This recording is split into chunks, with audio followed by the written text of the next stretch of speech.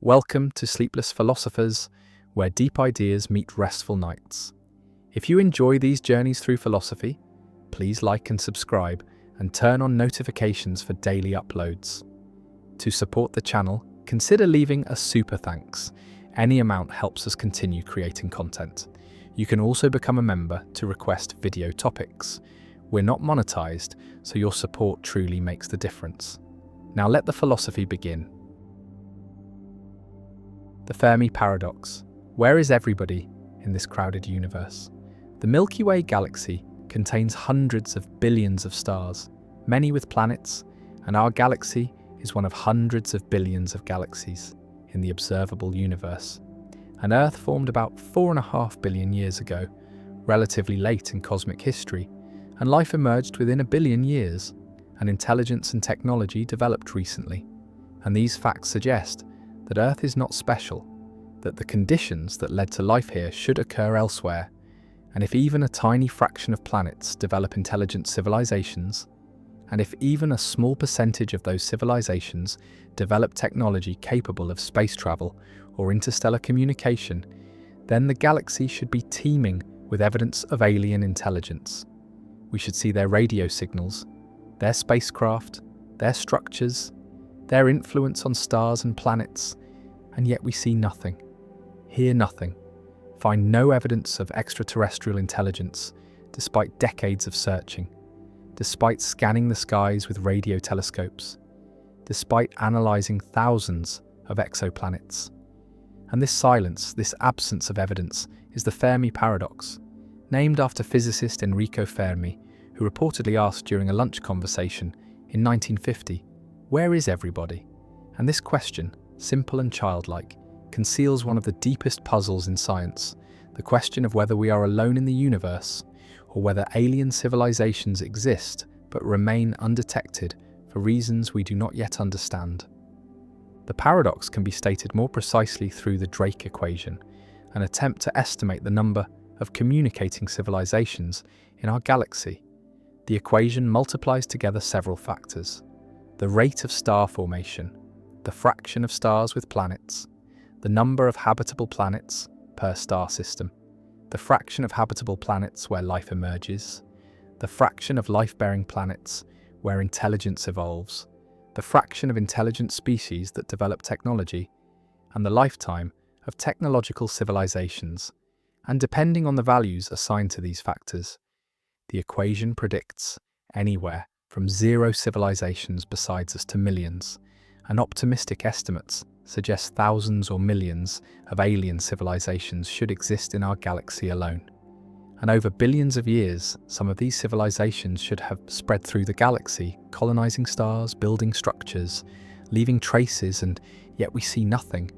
And this gap between expectation and observation is the Fermi Paradox. Various explanations have been proposed, grouped into several categories.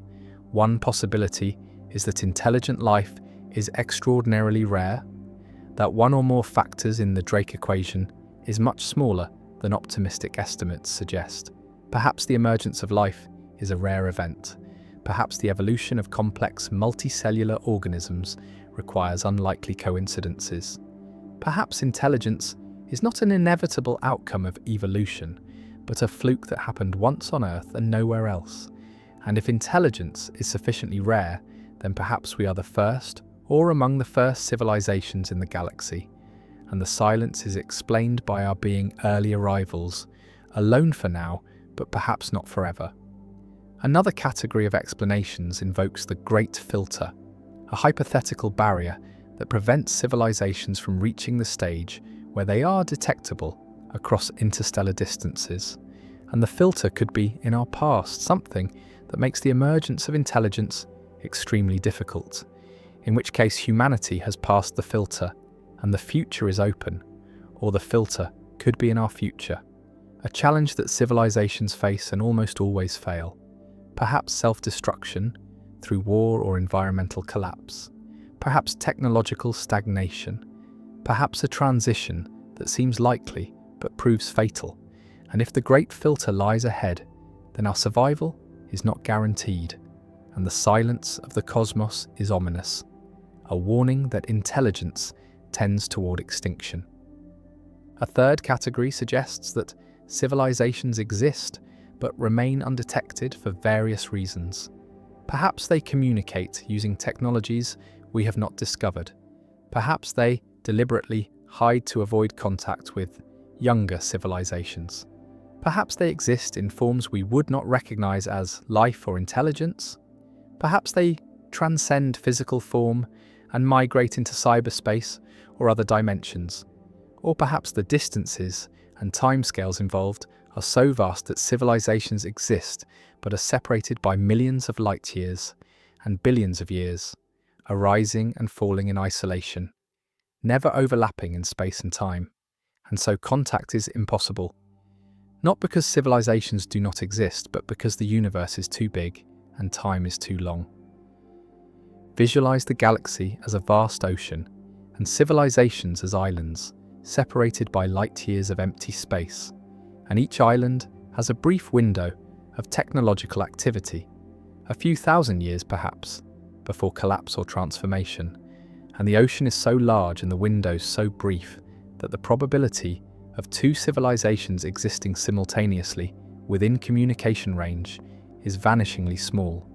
And so each civilization looks out, sees emptiness, hears silence, and concludes it is alone.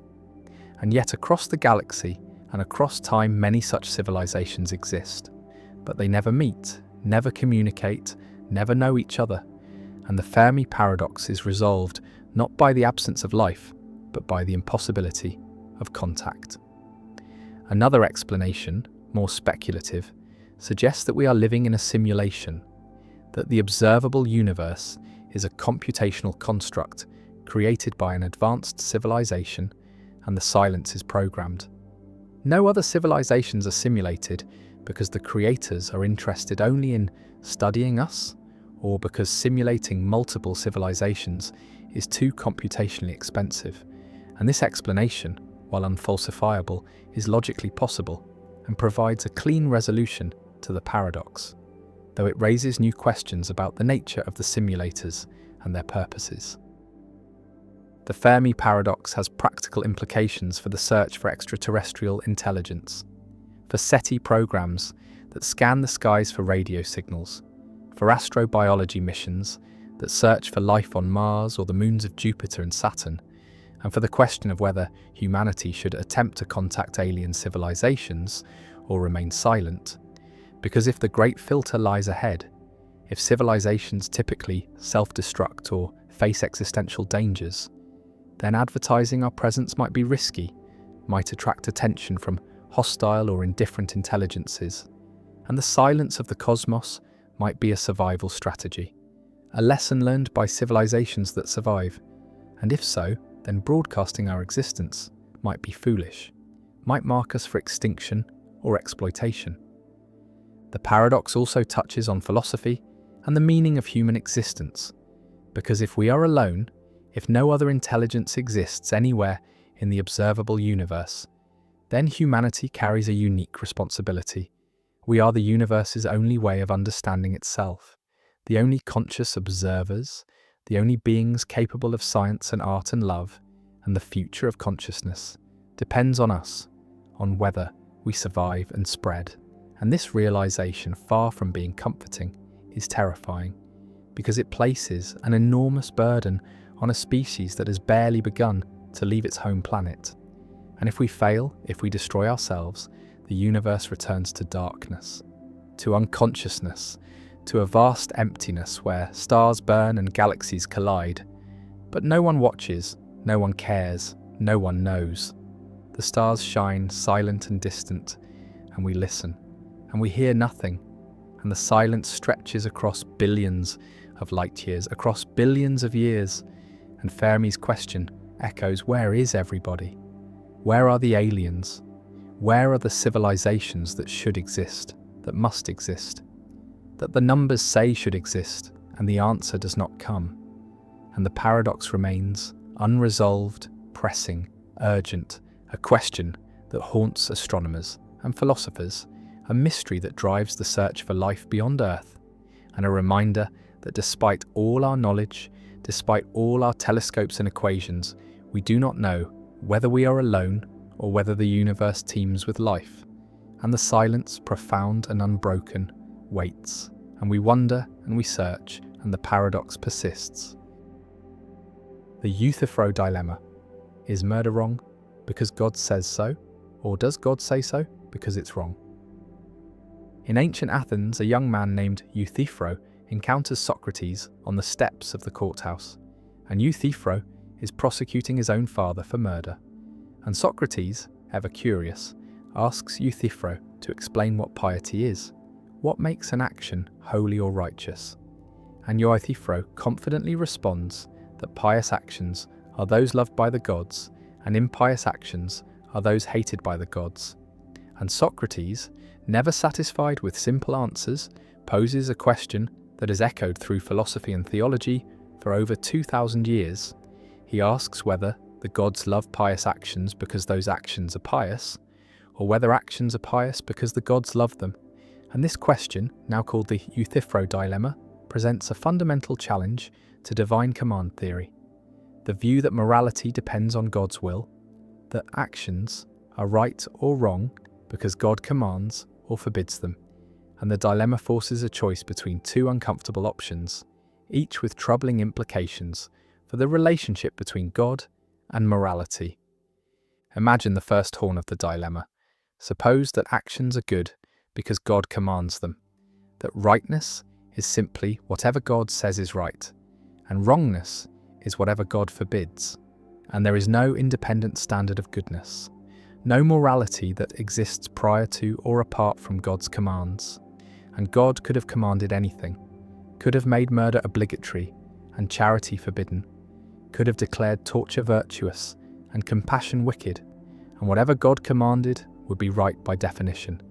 And this seems to make morality arbitrary, seems to empty moral terms of their content.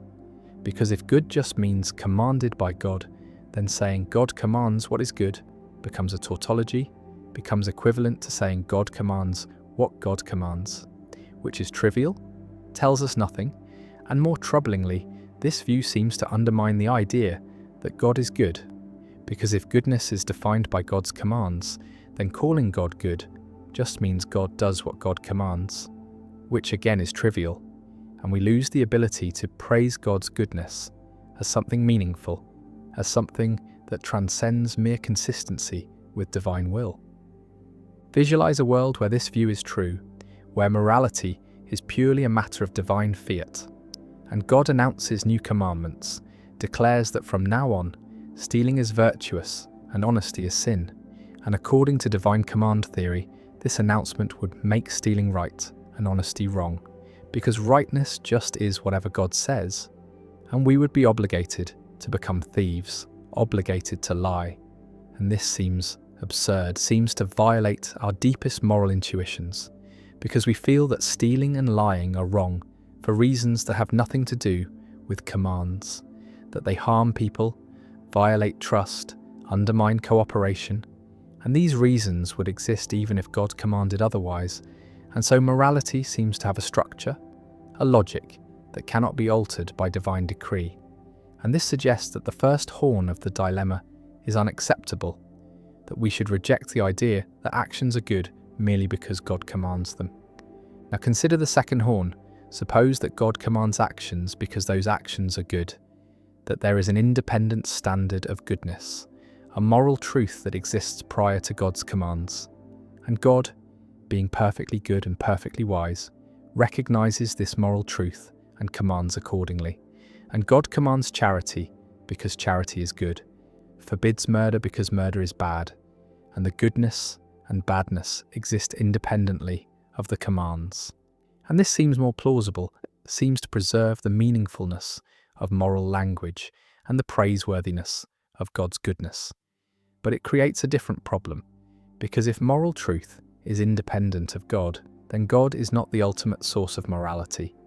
God does not create right and wrong, but merely recognizes and reveals them, and there is something above God, a standard of goodness to which even God is subject.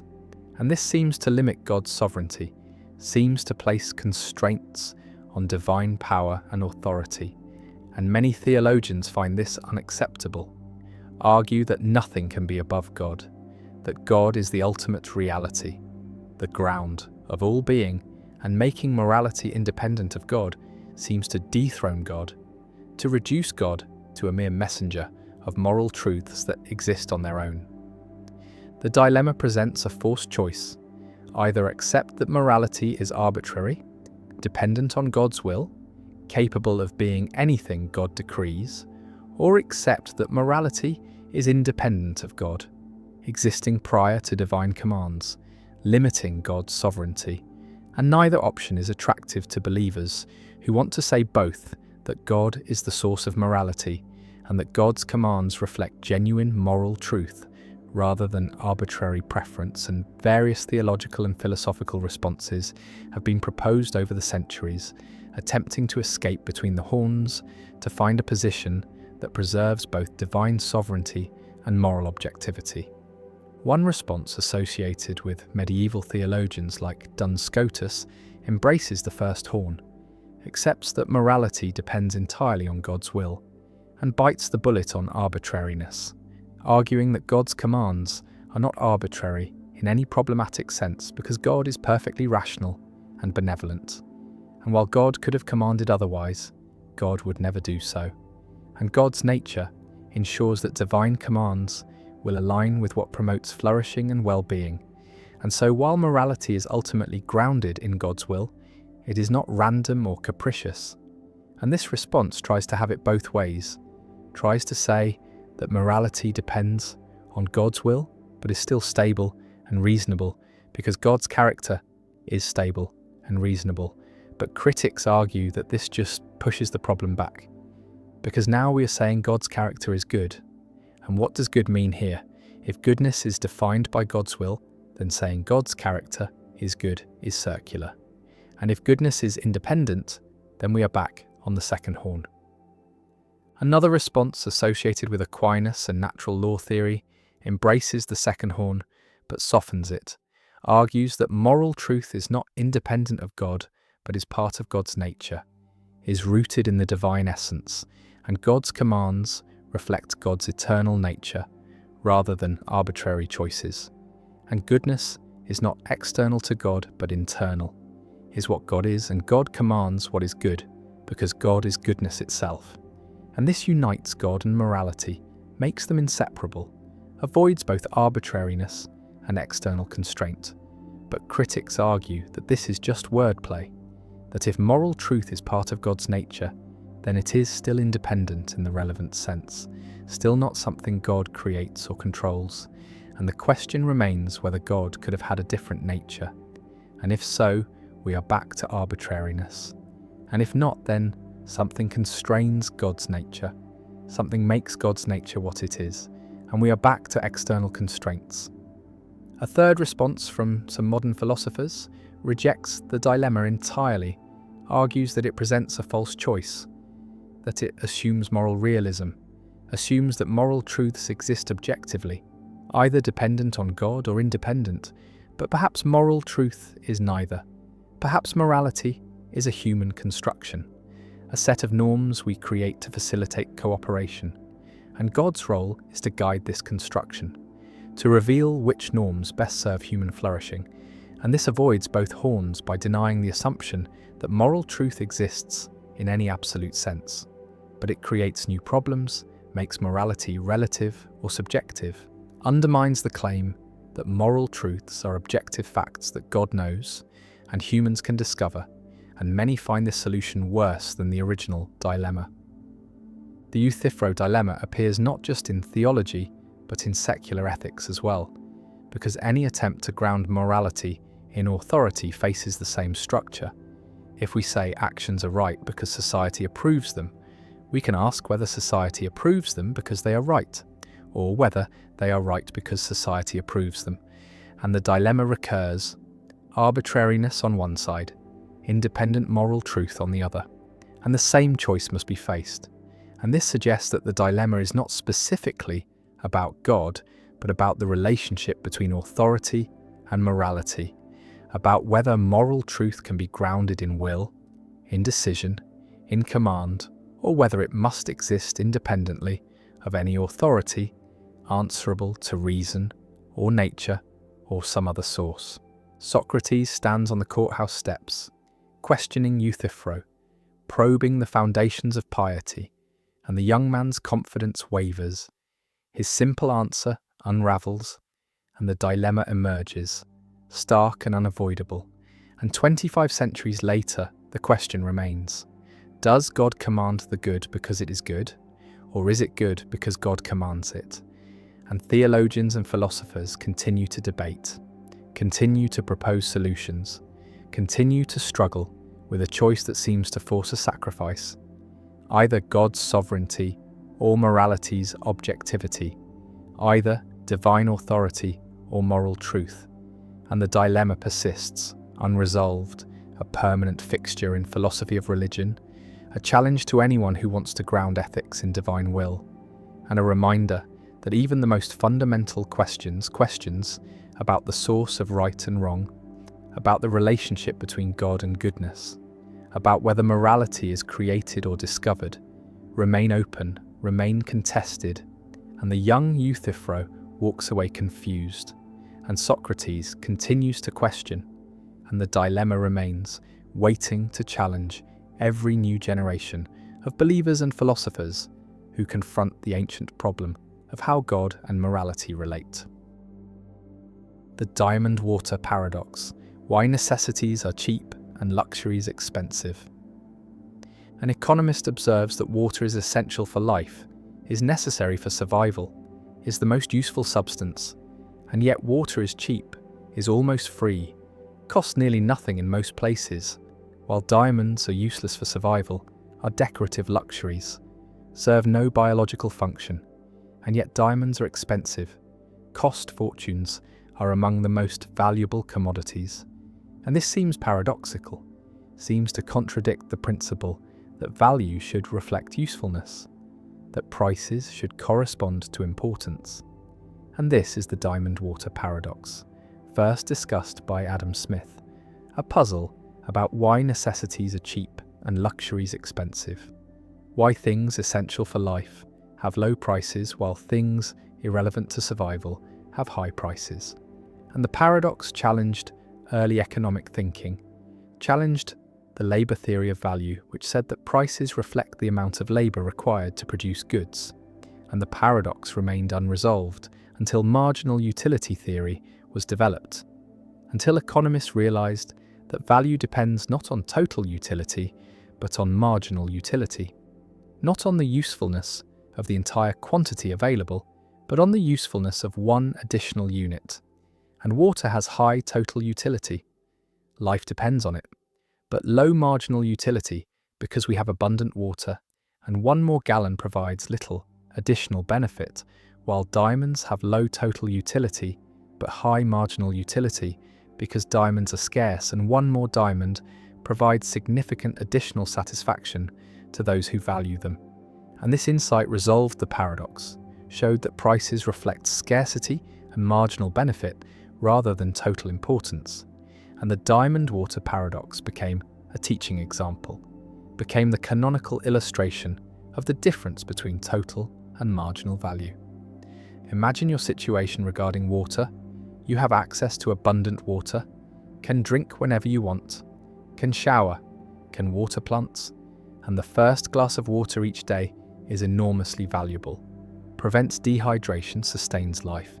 But by the time you've consumed several gallons, the marginal value of additional water is nearly zero. Additional water provides almost no benefit, and since price reflects the value of the marginal unit, the value of one more gallon, and since that marginal value is nearly zero, price is nearly zero, is very low, and this explains why water is cheap despite being essential. Because the marginal unit is not very valuable, because we have so much water that additional water is worth little. And now consider diamonds. You probably have no diamonds or very few, and the first diamond you acquire has significant value, provides aesthetic pleasure, provides status, and since diamonds are scarce, since you have few or none, the marginal value of an additional diamond is high. And since price reflects marginal value, price is high, and this explains why diamonds are expensive despite being non-essential. Because the marginal unit is very valuable. Because diamonds are scarce and additional, diamonds provide significant benefit to those who value them.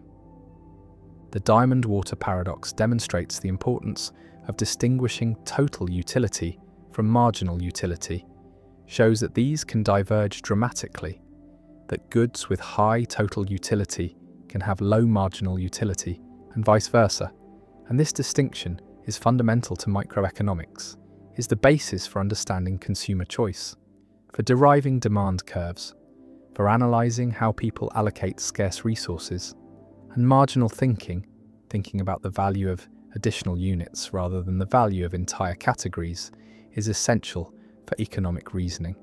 And the paradox illustrates why marginal thinking matters, why it produces different conclusions than total thinking, and resolving the paradox required economists to shift from thinking about total value to thinking about marginal value, to recognise that prices are determined at the margin, by the last unit exchanged, not by the average or total units.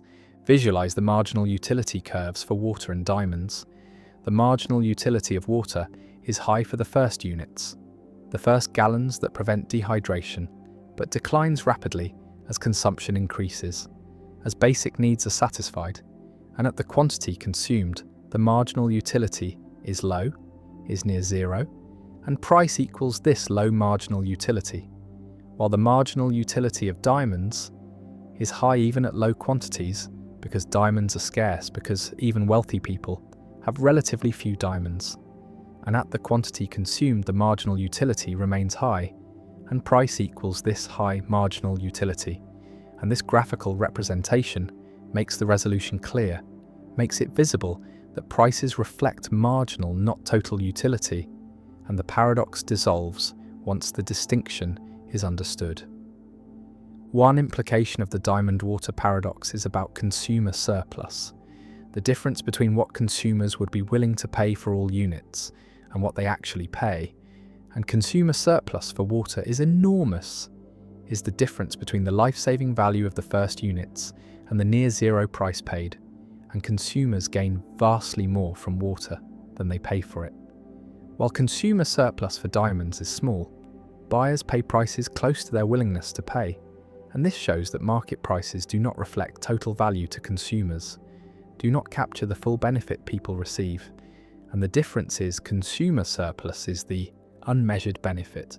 And understanding this helps explain why markets are beneficial, why trade creates value, because both buyers and sellers typically gain surplus, gain benefit beyond what they pay or receive.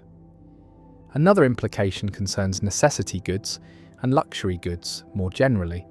The paradox illustrates that necessities tend to be cheap, tend to have low prices relative to their importance, because necessities are typically abundant or because demand saturates quickly, because once basic needs are satisfied, marginal utility declines, while luxuries tend to be expensive, tend to have high prices relative to their importance, because luxuries are scarce or because demand does not saturate, because the wealthy always want more luxuries, and this pattern has implications for taxation.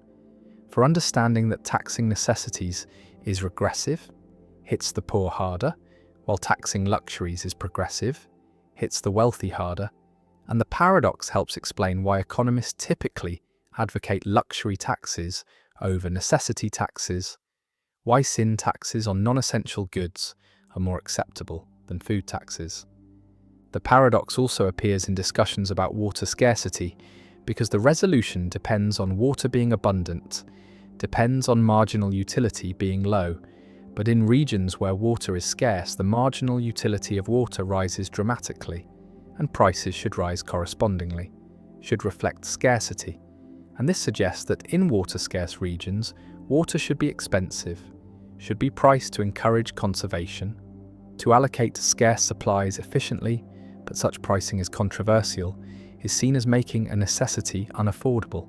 And this creates political tension, creates conflict between economic efficiency, which requires high prices for scarce water, and social justice, which requires affordable water, and resolving this tension requires subsidies or tiered pricing or other interventions, and the paradox illuminates the trade-offs involved. Some argue that the diamond water paradox is not fully resolved, that even marginal utility theory leaves puzzles because why do diamonds have high marginal utility? Why do people value diamonds? And the answer involves signaling, involves conspicuous consumption, involves diamonds serving as status symbols. And this is a different kind of value, is social rather than intrinsic. And understanding diamond value requires understanding social dynamics, understanding how luxuries signal wealth, how scarcity creates desirability, and this extends the resolution, shows that marginal utility can reflect social as well as physical properties, can reflect symbolic meaning as well as functional use. The paradox also connects to debates about labour theory of value, because Marx used labour theory, argued that value reflects socially necessary labour time, and the diamond water paradox is often seen as refuting labour theory, as showing that prices do not simply reflect labour inputs, because water requires little labour per gallon, but is essential, while diamonds require more labour but are luxury. But defenders of labour theory respond that the paradox misunderstands their theory, that labour theory concerns exchange value, not use value, concerns prices, not total utility, and that labour theory can accommodate the paradox by recognising that scarcity affects prices, that supply and demand matter, and this debate continues, shows that the paradox remains relevant for understanding competing theories of value. Water flows abundantly, is drunk freely, costs almost nothing, and diamonds sit in vaults, are purchased rarely, cost fortunes, and the paradox stands, necessity is cheap and luxury expensive. Total utility diverges from price, and the resolution comes through marginal thinking, through recognizing that prices reflect the value of additional units, not the value of all units, through understanding that scarcity matters, that abundance reduces marginal value, and the diamond water paradox endures as one of the classic examples in economics, as the teaching tool for introducing marginal utility, as the illustration of why economic thinking requires focusing on the margin, on incremental changes, on additional units, and the paradox remains, resolved but instructive, showing that value is context-dependent, is determined by scarcity and marginal benefit, and prices reflect the margin, not the total, and understanding this is fundamental to economic reasoning. The consequence argument, why the past makes your future inevitable. A philosopher constructs a deceptively simple argument about free will and determinism, an argument that has become one of the most influential and most discussed arguments in the free will debate. And the argument is called the consequence argument, formulated most clearly by Peter van Inwagen, and the argument aims to show that free will is incompatible with determinism, that if determinism is true, then no one has free will, that our actions are not genuinely up to us but are consequences of the past and the laws of nature, things we cannot control, and the argument proceeds through careful reasoning about what we can and cannot control, about what is and is not up to us, and it concludes that if the past and the laws determine everything, then we determine nothing. We have no control. We are not free. And this is the consequence argument, an argument for incompatibilism, for the view that determinism and free will cannot both be true, and the argument forces compatibilists to explain how we could be free if determinism is true, how our actions could be up to us if they are inevitable consequences of factors beyond our control, and the debate sparked by this argument continues, with philosophers proposing responses, defending premises, clarifying concepts, and the consequence argument remains central to contemporary discussions of free will, a challenge that every theory must address. Imagine the logical structure. Determinism says that the state of the world at any time, plus the laws of nature, entail the state of the world at all future times. Everything that happens is a consequence of what happened before, plus the laws. And now consider your action right now. Reading these words, and if determinism is true, then this action is entailed by the state of the world before you were born, plus the laws of nature, and you have no control over the state of the world before you were born. You did not cause it. You cannot change it. It is a fixed fact about the past, and you have no control over the laws of nature. You did not create them. You cannot alter them. They are what they are, independent of you. And if your action is entailed by things you have no control over, then you have no control over your action. And if you have no control over your action, then you are not free with respect to that action. And this applies to all your actions. All are consequences of the past and the laws, things beyond your control. And so if determinism is true, then you are not free. You have no free will. And this is the consequence argument in its essential form. The argument can be stated more formally using the concept of power, what we have power over, what is up to us. And the argument says that no one has power over the past, no one has power over the laws of nature, no one has power over the fact that the past and the laws entail the present.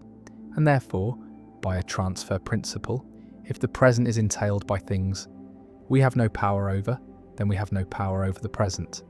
And having power over our actions is necessary for free will, and so we lack free will.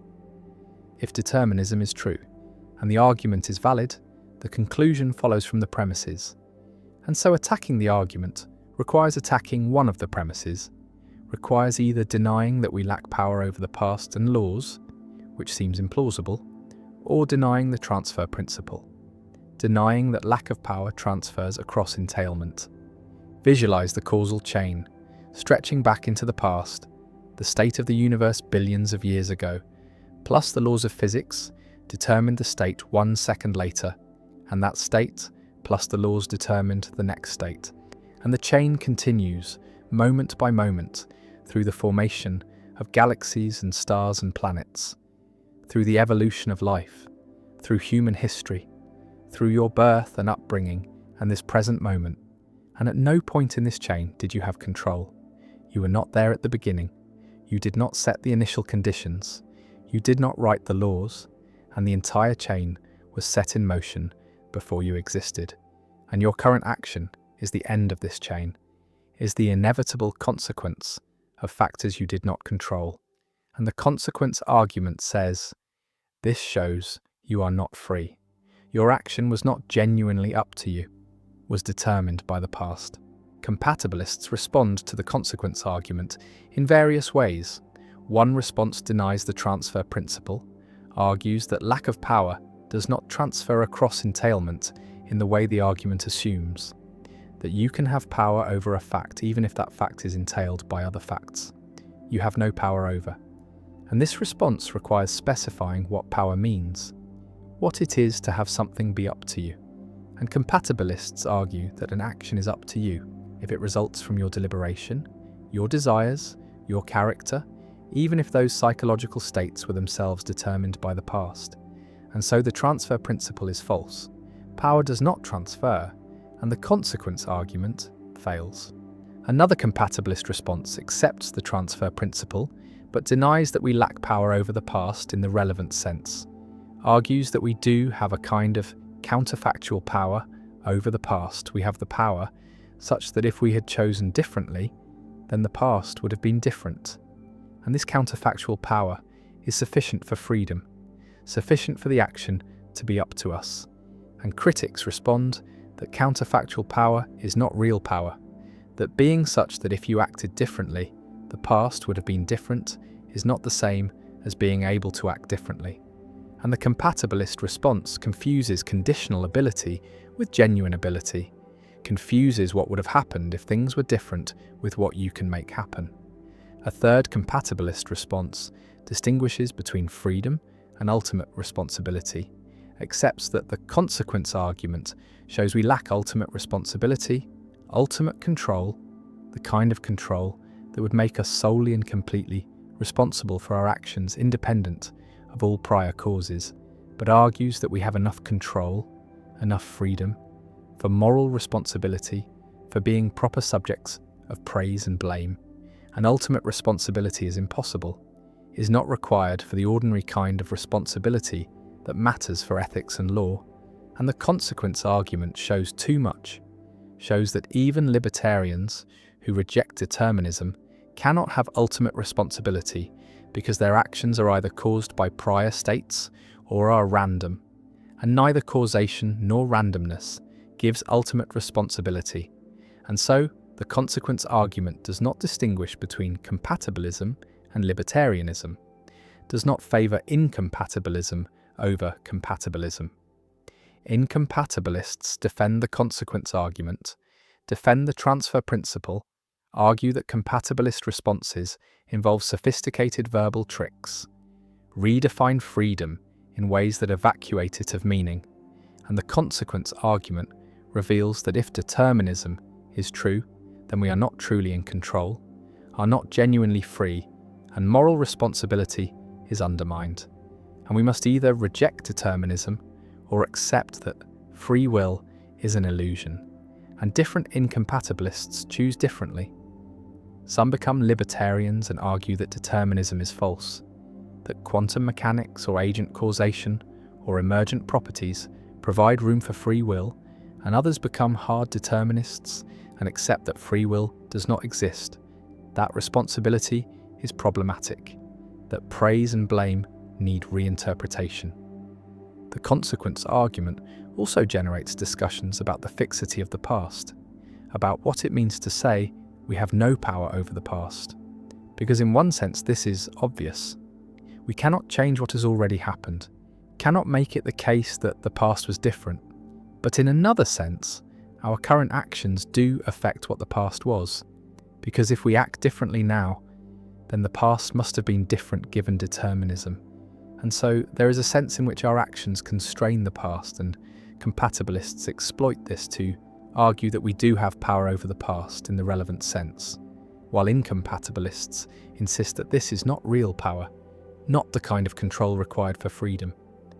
The argument stands at the centre of free will debates, forces clarification of concepts, forces philosophers to specify what freedom requires, what control means, what power involves, and whether these are compatible with determinism, and the debate is productive, generates insight, even if it does not generate consensus, and the consequence argument remains one of the most powerful arguments for incompatibilism. One of the most difficult challenges for compatibilists to answer, and Van Inwagen's formulation is elegant, is compelling, captures a deep intuition that if everything we do is the inevitable consequence of factors beyond our control, then we are not truly free and the past stretches back, determined and fixed, and the laws operate, inexorable and unchanging, and the present unfolds and the action occurs, and the consequence argument says, this action was not free, was not genuinely up to the agent, was a consequence of things beyond control, and whether this argument succeeds, whether compatibilists can answer it, remains disputed, remains central to contemporary philosophy of free will. The free rider problem, why nobody pays for what everyone wants. A community needs a public good, needs streetlights perhaps, or clean air or national defence, and this good has a special property. It is non-excludable. Once provided, it is available to everyone, regardless of whether they contributed to its provision, and it is non-rivalrous. One person's use does not reduce availability for others.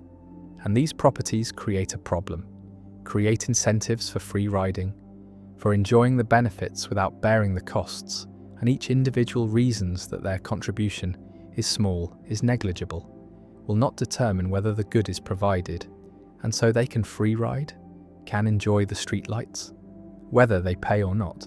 And since paying is costly, and the good will be provided or not, regardless of their individual contribution, it is individually rational to free ride. And if everyone reasons this way, then no one contributes. The good is not provided, and everyone is worse off than if everyone had contributed.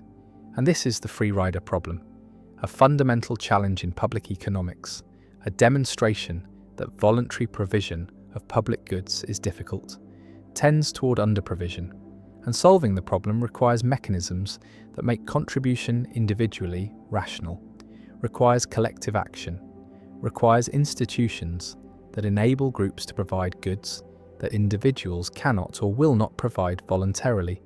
And the free rider problem explains why governments exist, why taxation is necessary, why voluntary charity is insufficient for providing public goods. And the problem remains central to political philosophy, to debates about the role of government, to questions about when collective coercion is justified. Imagine a neighbourhood deciding whether to install streetlights, and the lights would benefit everyone, would make the streets safer, would be valued by all residents. And suppose the lights cost $100 per household, and each household values the lights at $150. So collectively, the benefit exceeds the cost. Provision is efficient, but each household faces a decision: contribute or free ride.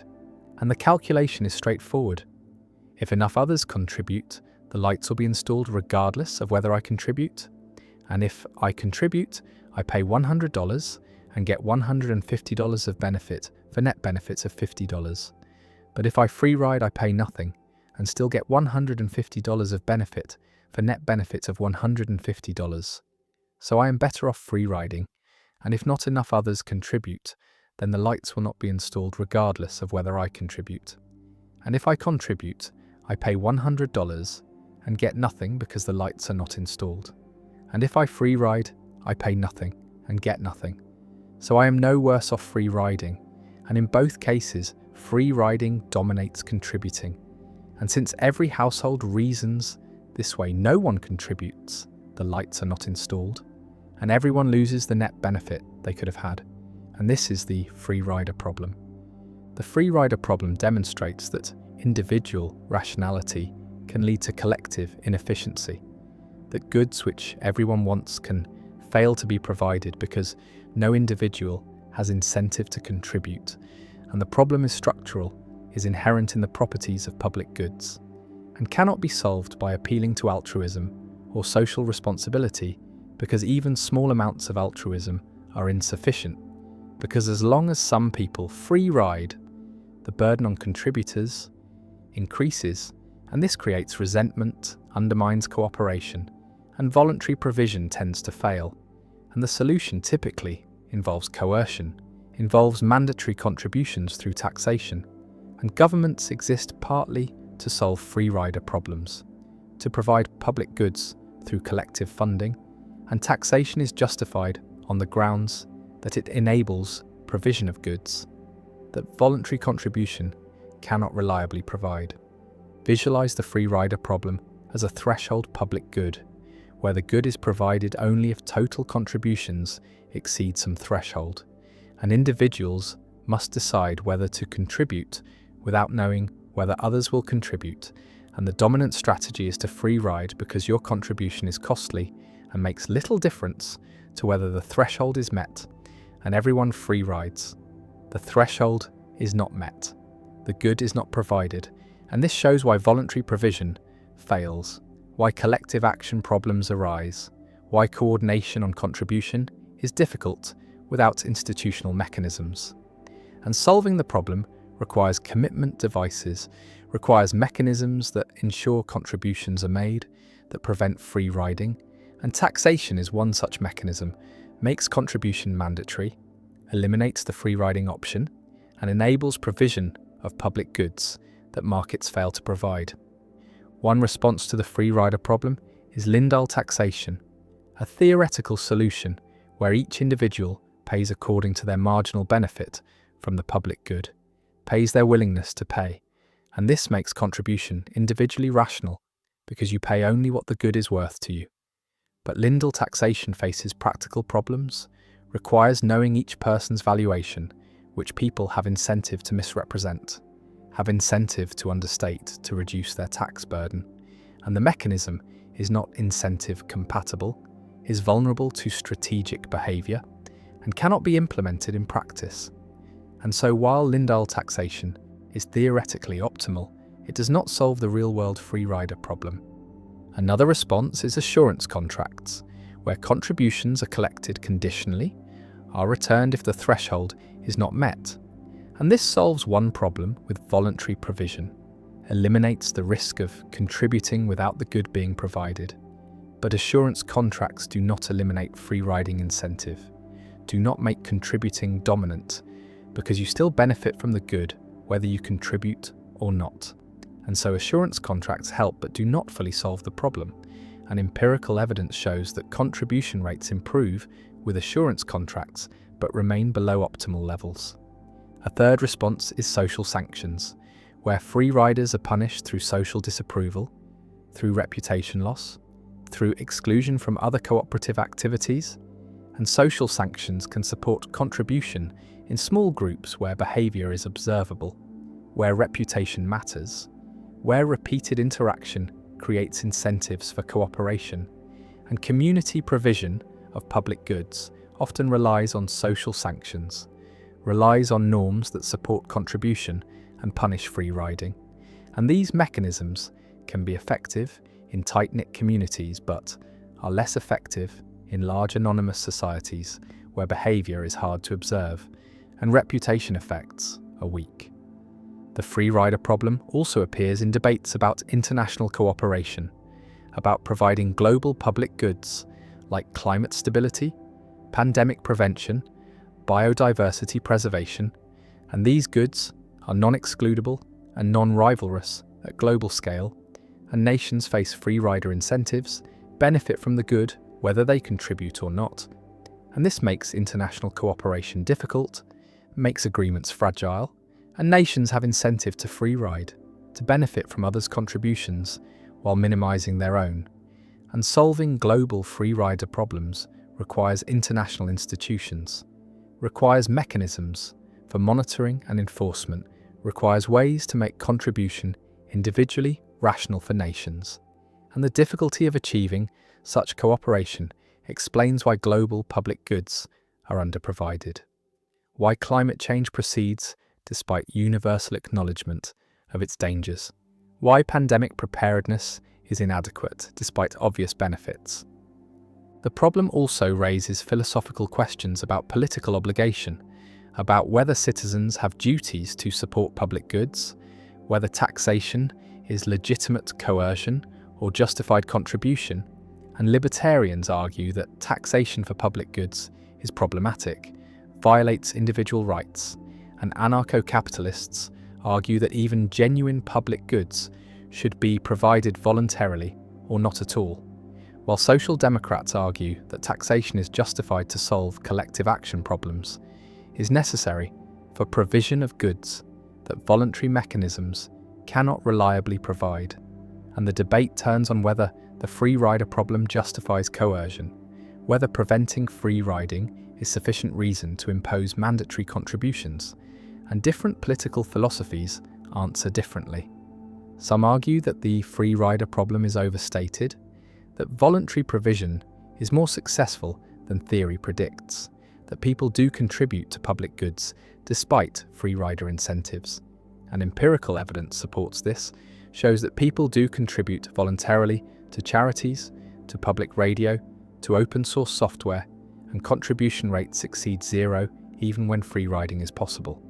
And this suggests that people are not purely self-interested, have preferences for fairness, for contributing to collective goods, for avoiding being seen as free riders, and behavioral economics explains these patterns through social preferences, through conditional cooperation, through warm glow effects from giving, and while voluntary provision remains below optimal levels, it is not zero, and this shows that humans are more cooperative than pure economic theory predicts.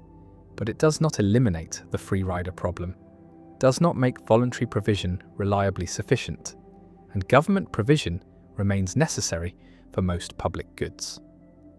The streetlights remain dark, the clean air remains polluted, the defence remains unprovided, and everyone wishes for the public good, but no one contributes. Everyone free rides, everyone waits for others to pay, and the good is not provided, and the free rider problem persists as one of the fundamental challenges in political economy, remains a justification for government, remains a reason why taxation exists, why collective provision is necessary, and the problem shows that markets fail for public goods, that voluntary mechanisms are insufficient, that individual rationality leads to collective inefficiency, and solving the problem requires institutions, requires mechanisms that make contribution mandatory or that change incentives to make contribution rational, and without such mechanisms, public goods are underprovided. Remain goods that everyone wants but nobody provides, and the free rider problem endures. The fat man variant, when pushing someone off a bridge, becomes murder.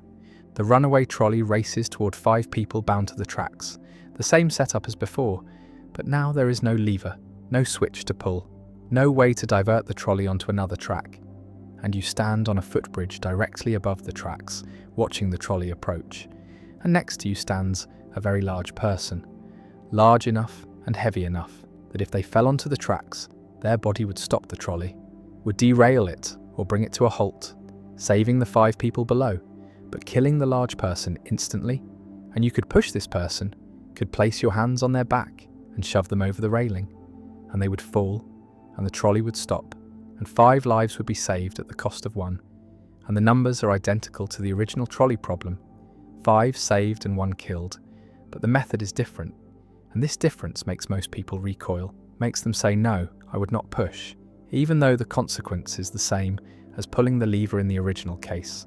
And this asymmetry is the heart of the fat man variant, sometimes called the footbridge problem, a thought experiment that probes our moral intuitions about direct versus indirect harm, about using people as means versus affecting them as side effects, and about the limits of consequentialist reasoning. Imagine yourself on the bridge, the large person standing peacefully beside you, unaware of the danger below, and you know that pushing them will save 5 lives.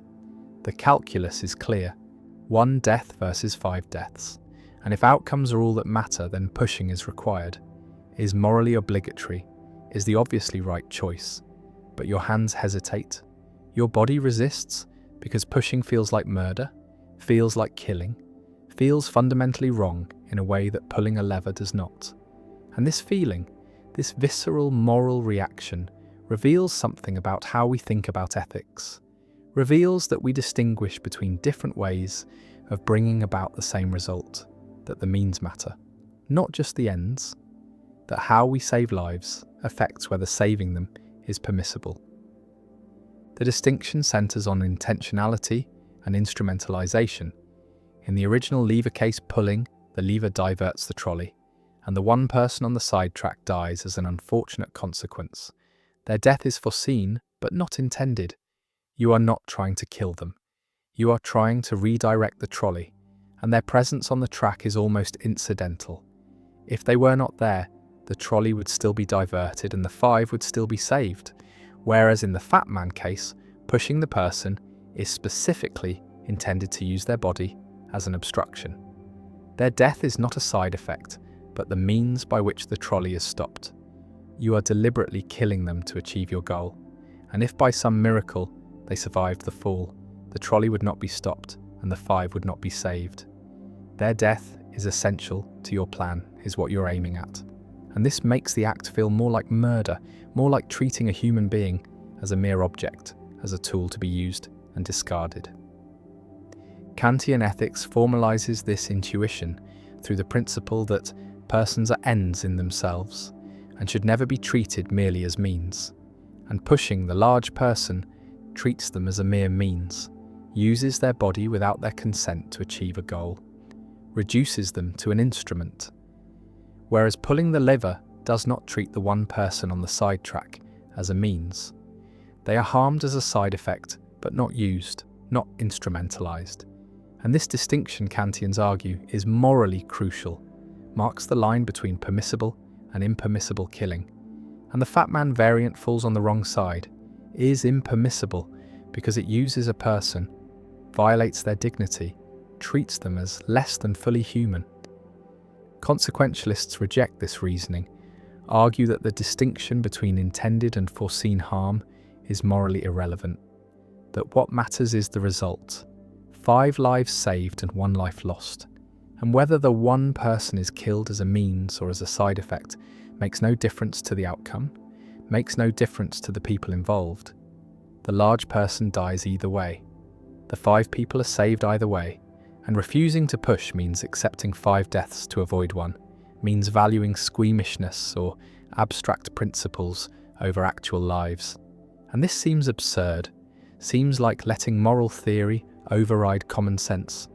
And consequentialists argue that in extreme cases, in genuine life or death dilemmas, the right action is the one that minimizes harm, maximizes welfare, saves the most lives, and any principle that forbids this is flawed, is giving too much weight to feelings and not enough to results.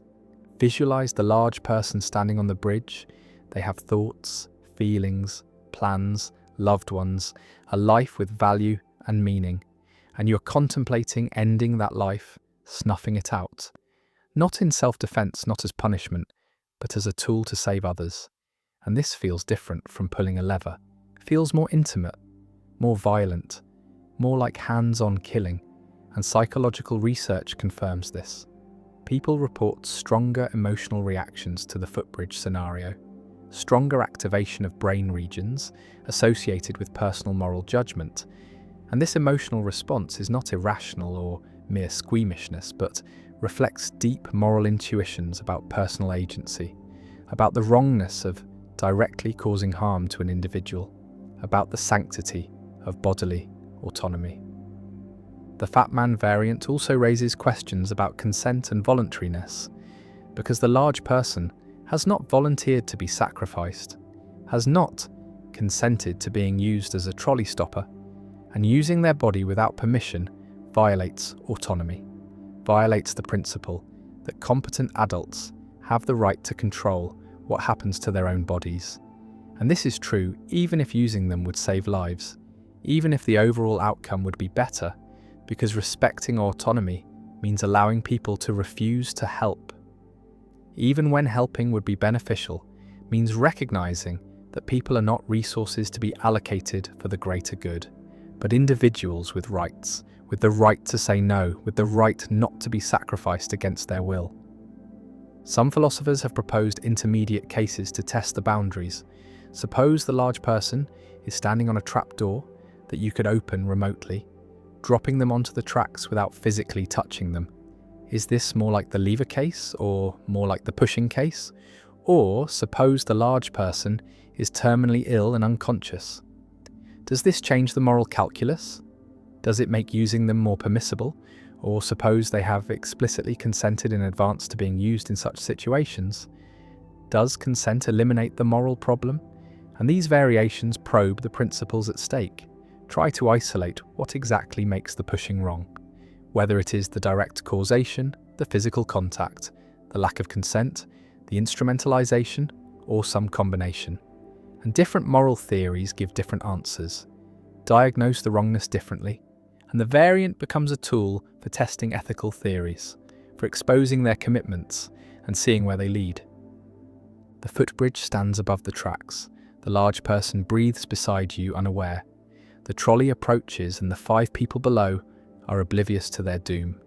And you must decide, push or do not push, kill or let die, violate one person's rights, or allow 5 people to perish. And there is no time for lengthy deliberation, no time to consult ethicists or calculate utilities. Only a choice that will haunt you regardless. Because pushing means you killed someone, placed your hands on them, and ended their life. And not pushing means 5 people died who could have been saved. And either way, the weight is crushing. The responsibility immense, and the Fat Man variant offers no comfort, no resolution, only the stark presentation of a choice that reveals the limits of moral theory, the inadequacy of simple principles, the irreducible difficulty of cases where values conflict, where any action involves loss, and the problem remains, a thought experiment that disturbs, that challenges, that refuses to yield easy answers, and that reminds us that morality is not a puzzle with solutions, but a practice requiring wisdom, courage, and the willingness to live with choices that are never fully justified, never free of doubt, never untainted by the recognition that whatever we do, someone suffers, and we are responsible. The blind sight paradox. Why some blind people can see without seeing. A patient suffers damage to the primary visual cortex, the region of the brain that processes visual information and produces conscious visual experience. And the damage is severe, destroys the tissue completely, and the patient reports being blind, reports seeing nothing, experiencing only darkness in the affected visual field. And vision tests confirm the blindness. The patient cannot identify objects placed in the blind region, cannot read letters, cannot describe colours or shapes, and by every standard clinical measure, the patient has lost vision in that part of their visual field. And yet something strange occurs. Experimenters place objects in the blind field and ask the patient to guess where they are, to point at them even though the patient cannot see them. And the patient protests, says this is pointless, says there is nothing to see, but when forced to guess, the patient points accurately, reaches correctly, identifies the location, and sometimes even the nature of objects at levels far above chance. And this ability, this capacity to respond to visual information without conscious visual experience is called blind sight, and it creates a paradox. The patient is both blind and not blind, both lacks vision and has vision, lacks conscious sight but retains unconscious visual processing. And this dissociation between conscious experience and information processing challenges our understanding of perception, challenges the relationship between consciousness and function, and raises questions about what vision is, whether seeing requires awareness, whether perception requires experience. And this is the blind sight paradox, a phenomenon that reveals that consciousness can be separated from processing, that the brain can use information without the person experiencing it. Imagine the blind sight patient's perspective, looking straight ahead, and part of the visual field is normal, contains conscious visual experience, objects and colours and shapes, and another part is blank, is darkness, is absence of experience. And experimenters place an object in the blind region, a ball perhaps, and ask where it is, and the patient says, I don't know, I can't see anything there. And the experimenter says, just guess, point to where you think it is, and the patient reluctantly points, randomly it seems. And yet the pointing is accurate, is directed toward the ball, and the patient is surprised. Says it was just a lucky guess, has no feeling of seeing, no visual experience that guided the response, and yet the accuracy persists, trial after trial. And the paradox is that the patient is using visual information, is processing it, is responding to it, but is not conscious of it, is not experiencing it. And vision has split into two components, conscious experience and information processing. And these normally go together, but in blind sight they come apart.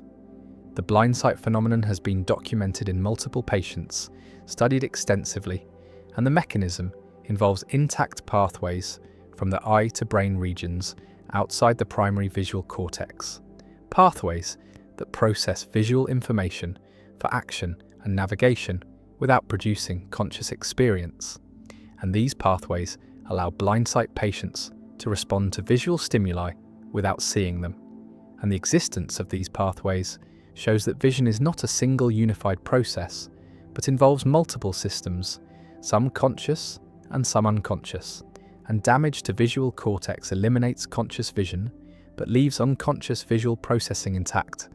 And this dissociation reveals something fundamental about consciousness, shows that information processing is not sufficient for conscious experience, that the brain can process and use information without that information becoming conscious.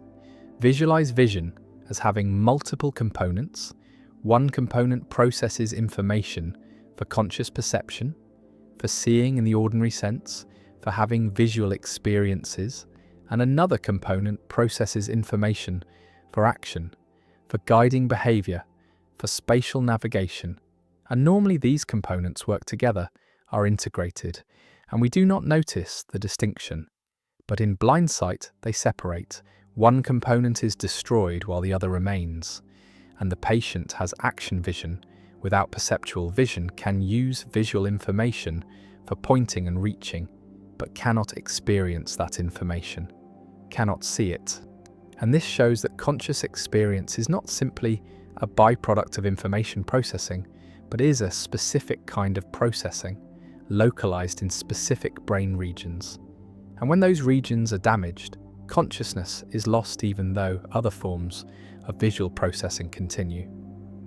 The blind sight paradox challenges functionalist theories of consciousness. Theories that say consciousness is defined by functional roles, by what information does, by how it affects behavior, because in blind sight, visual information performs many of its normal functions, guides behavior, enables responses, but does not produce conscious experience. And so consciousness is not identical to function, is something additional, is a specific kind of processing beyond mere responsiveness to stimuli. And this supports theories that distinguish between access consciousness, the availability of information for cognitive processes, and phenomenal consciousness, the subjective experiential quality. And blind sight shows that these can come apart, that information can be accessed and used without being phenomenally conscious. One response to the blind sight paradox accepts that it shows consciousness is separate from certain functions, from certain kinds of information processing, but argues that this does not threaten physicalism, does not show that consciousness is non-physical, only that it is a specific physical process localized in specific brain regions. And blind sight is a case where some visual processing continues without the processing that produces conscious experience. And this is compatible with consciousness being physical, being identical to certain patterns of neural activity. And the paradox shows which patterns are necessary for consciousness, shows that primary visual cortex is essential, and this is progress in understanding the neural correlates of consciousness. Another response questions whether blind sight patients truly lack conscious experience, argues that they might have degraded or partial visual experiences that they do not recognize as vision, that do not match their expectations of what seeing should feel like. And when they say they see nothing, they mean they have no clear, vivid visual experience, but they might have vague feelings, subtle impressions that guide their guesses, and these impressions might be minimal forms of consciousness rather than pure unconscious processing. And this response denies the complete dissociation, argues that some phenomenology remains in blind sight even if it is not ordinary visual phenomenology. A third response embraces the paradox as revealing that consciousness is not necessary for many cognitive functions, that unconscious processing is far more powerful than we thought, that the mind operates largely without awareness and consciousness is only the tip of the iceberg, a small subset of mental processes. And blind sight is an extreme case, but similar dissociations occur in normal cognition, where we process information, make decisions, guide behavior without conscious awareness. And the paradox shows that consciousness, rather than being essential to cognition, is a specialized feature that occurs only in certain conditions, for certain kinds of information processing. The blind sight paradox also has implications for debates about animal consciousness, about which animals are conscious, because if information processing without consciousness is possible in humans, then it might be the norm in simpler animals. Animals might respond to stimuli, navigate environments, exhibit complex behaviors without having conscious experiences, without there being anything it is like to be them. And this makes determining animal consciousness more difficult, makes behavioral evidence insufficient, because behavior can be produced by unconscious processing, as blind sight demonstrates. The patient sits in the laboratory, the blind field tested again and again, and each time the accuracy surprises, the pointing succeeds, the guessing is correct, and the patient insists they see nothing, feel nothing, experience nothing in that region. And yet the information is there, is being used, is guiding behavior. And the paradox persists. Vision without seeing, processing without experience, function without phenomenology. And the blind sight paradox remains one of the most important phenomena in consciousness research. A real-world demonstration that conscious experience and information processing can dissociate, that the brain can use information the person does not consciously access, and that consciousness is not reducible to function, is something specific, something localized, something that can be lost while other aspects of vision remain. And the phenomenon continues to challenge theories of consciousness, continues to provide evidence about the neural basis of awareness, and continues to raise questions about what consciousness is, what purposes it serves, why it exists, and whether it is necessary for cognition or is instead a luxury, an addition, something that happens only when certain brain regions process information in certain ways, and the blindsight patient reaches into darkness and touches the object, accurate despite seeing nothing, and the paradox endures. The bystander effect. Why more witnesses mean less help. A woman screams in the street, attacked by an assailant, stabbed repeatedly over the course of 30 minutes. And dozens of neighbours hear the screams, look out their windows, witness the attack, and no one calls police, no one intervenes, no one helps, and the woman dies while witnesses watch. And this is the murder of Kitty Genovese in 1964, an event that shocked the public, that seemed to reveal something disturbing about urban indifference, about human nature, and psychologists John Darley and Bibb Latané investigated, conducted experiments to understand why bystanders fail to help, and their research revealed the bystander effect, the paradoxical finding that the presence of other witnesses decreases the likelihood that any individual will help, that the more people who witness an emergency, the less likely anyone is to intervene. And this contradicts common sense, which suggests that more witnesses mean more help, mean more potential helpers. But the psychological reality is opposite, is that responsibility diffuses across bystanders, that each assumes someone else will help. That pluralistic ignorance emerges where everyone looks to others to define the situation, and everyone concludes it must not be serious because no one else is acting, and the bystander effect reveals how social dynamics can produce collective inaction, can create situations where groups of people fail to help when any individual alone would help. And the effect has been replicated across hundreds of studies, has been demonstrated in contexts from emergencies to everyday helping, and understanding the bystander effect has practical implications for promoting helping behaviour, for overcoming diffusion of responsibility, for recognising that crowds do not guarantee help but often prevent it. Imagine witnessing an emergency. Someone collapses on the sidewalk, and you are alone, and your responsibility is clear, is unambiguous. There is no one else who could help, and so you help, you call for medical assistance, you check if the person is breathing, you do what you can, and the situation is straightforward. Responsibility is concentrated, is entirely yours. But now imagine the same situation in a crowded plaza.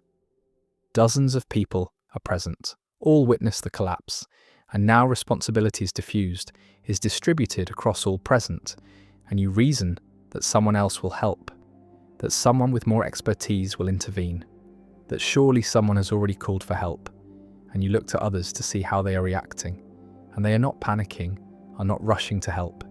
And so you conclude perhaps the situation is not serious, perhaps the person is drunk rather than injured, perhaps help is not needed, and everyone reasons this way. Everyone diffuses responsibility, everyone looks to others and no one helps. And the person lies there untended while a crowd watches. And this is the bystander effect in action, the paradoxical result that more witnesses produce less help. The bystander effect demonstrates several psychological mechanisms: diffusion of responsibility, where the presence of others makes each individual feel less personally responsible; pluralistic ignorance, where everyone looks to others to define the situation, and everyone's inaction convinces everyone else that the situation is not serious; evaluation apprehension, where people fear being embarrassed if they help inappropriately, fear looking foolish if they misinterpret the situation; and audience inhibition, where the presence of others makes people self-conscious, makes them less willing to act. And these mechanisms combine to suppress helping behaviour, to create barriers that are stronger when more people are present, and the effect is not universal, is moderated by various factors, by the ambiguity of the situation, by whether the victim and bystander are similar, by time pressure, by the relationship between bystanders, but the basic pattern is robust, is well established. More bystanders generally mean less help. Visualize the effect as an inverse relationship. As bystanders increase, helping probability decreases, and experiments show this quantitatively. Show that when participants believe they are the only witness, they help more than 80% of the time. But when they believe there are 4 other witnesses, they help less than 40% of the time, and response time increases with number of bystanders. It takes longer to help when more are present, and these effects are not small, are not marginal, are dramatic reductions in helping behaviour caused simply by the presence of others, and the effect challenges the assumption that safety in numbers applies to emergencies, shows that crowds can be dangerous not because they contain threats, but because they inhibit helping. One implication of the bystander effect is for personal safety, for recognising that if you need help in an emergency, you should not appeal to groups, should not shout for someone to help, but should single out an individual, should point to a specific person and say, "You in the red shirt, call 911. And this direct assignment of responsibility overcomes diffusion, makes responsibility clear and concentrated, and significantly increases helping likelihood. And self-defense trainers teach this. Teach that calling for help requires specificity, requires breaking through the bystander effect by eliminating diffusion of responsibility. Another implication is for intervention training, for teaching people to recognize the bystander effect, to understand that their inaction contributes to collective inaction, that everyone assuming someone else will help means no one helps. An awareness of the effect increases helping behavior, increases intervention rates, and training programs that teach about the bystander effect and provide intervention skills show effectiveness, show that educated bystanders are more likely to help, are better at recognizing emergencies, are more willing to take responsibility, and many institutions now provide such training. Colleges offer bystander intervention programs. Workplaces train employees to intervene in harassment or discrimination, and understanding the psychology improves outcomes. The bystander effect also appears beyond emergencies, appears in everyday situations requiring minor helping. Someone drops papers and no one helps pick them up when many people are present. Someone struggles with a door and passers-by ignore them when others are around. And the effect generalizes, shows that diffusion of responsibility and pluralistic ignorance operate in low-stakes situations, not just in dramatic emergencies, and this suggests that the mechanisms are fundamental aspects of social psychology, are default responses to situations with potential helpers, and overcoming them requires conscious effort, requires recognizing the psychological barriers and deliberately choosing to help despite them. Some research questions the original Kitty Genovese narrative, suggests that the number of witnesses was exaggerated, that some witnesses did call police, that the story was sensationalized. And while the specific details are disputed, the bystander effect itself is real, is well documented, is not dependent on that one case, but is demonstrated across hundreds of experiments and real-world observations. And the effect remains one of the most robust findings in social psychology, remains a phenomenon that reliably occurs under controlled conditions. And questioning the Genovese case does not undermine the effect, does not invalidate the psychological mechanisms, but shows that public understanding of the case may be based on incomplete information. The effect also has limits, works differently in different cultures, is stronger in individualist cultures, and weaker in collectivist cultures, where group responsibility is more salient, is stronger in urban environments, and weaker in small communities where people know each other, is weaker when victims are similar to bystanders, when group identity is salient. And these moderators show that the effect is not inevitable, is not universal, but depends on social context, on cultural norms, on relationships. And this suggests intervention strategies, suggests that building community, creating shared identity, emphasizing collective responsibility can reduce the bystander effect, can promote helping even in groups. The woman lies in the street, bleeding, screaming, and windows light up. Faces appear, watch, and no one comes, no one calls.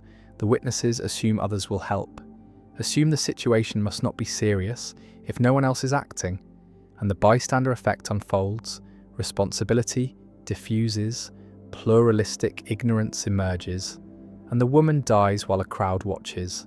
And the tragedy reveals something about human psychology, reveals that helping is not automatic, is inhibited by social dynamics, is suppressed when others are present, and the bystander effect remains one of the most important findings in social psychology, remains a demonstration that individual helping decreases when groups are present, that crowds can be obstacles to help rather than sources of help. And understanding the effect is crucial for promoting intervention, for overcoming diffusion of responsibility, for ensuring that witnesses become helpers rather than passive observers. And the effect endures as a permanent warning about the social psychology of helping, about the paradox that more potential helpers often mean less actual help, and the lesson persists that helping requires overcoming social barriers, requires taking personal responsibility, despite the presence of others, requires acting when everyone else is watching and waiting. The card paradox. Imagine a card, simple and rectangular, lying flat on a table, and on one side is written a single sentence. The statement on the other side of this card is true, and already the mind begins to sense danger, a trap being set. The card is flipped over, and on the reverse side another sentence appears. The statement on the other side of this card is false. And now the contradiction is complete. A perfect loop of mutual negation that cannot be resolved no matter how many times the card is turned. If the first side is true, then the second side must be true, as the first side claims, but if the second side is true, then the first side must be false, as the second side claims, which contradicts the assumption that the first side is true. And if the first side is false, then the second side must be false, as the first side incorrectly claims it is true. But if the second side is false, then the first side must be true, as the second side incorrectly claims it is false, and the cycle spirals endlessly without rest. The card paradox is a variation of the liar paradox, but its physical form makes the contradiction feel more tangible, more concrete, a paradox that can be held in the hand and turned over and over, as if repetition might somehow reveal a hidden answer that logic cannot provide.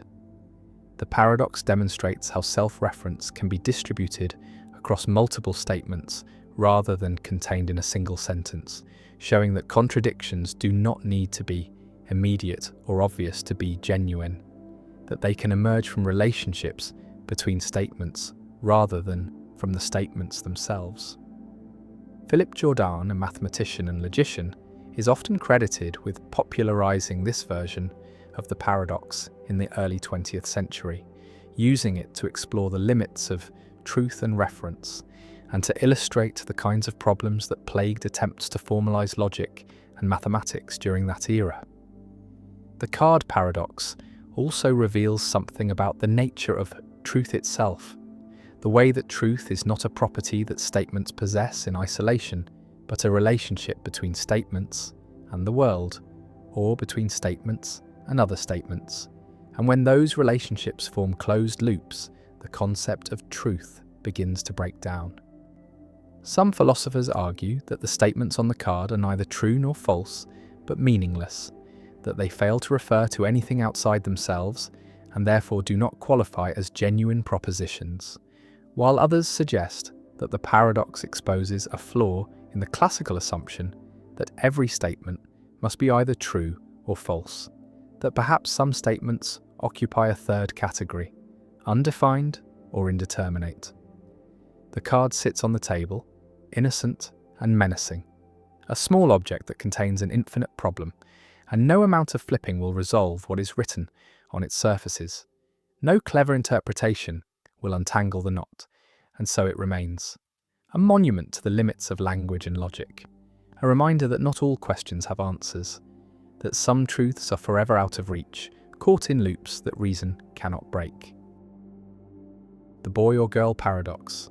A family has 2 children, and you're told that at least one of them is a boy, and the question is posed, what is the probability that both children are boys? And the intuitive answer is 1/2, because the other child is either a boy or a girl with equal probability, but this reasoning is incorrect. The actual probability is 1/3, and this is the boy or girl paradox, a puzzle in conditional probability that has generated confusion and debate for decades, with different versions yielding different answers depending on exactly how the information is obtained and what assumptions are made about the selection process. The solution proceeds by considering all possible, equally likely combinations of 2 children.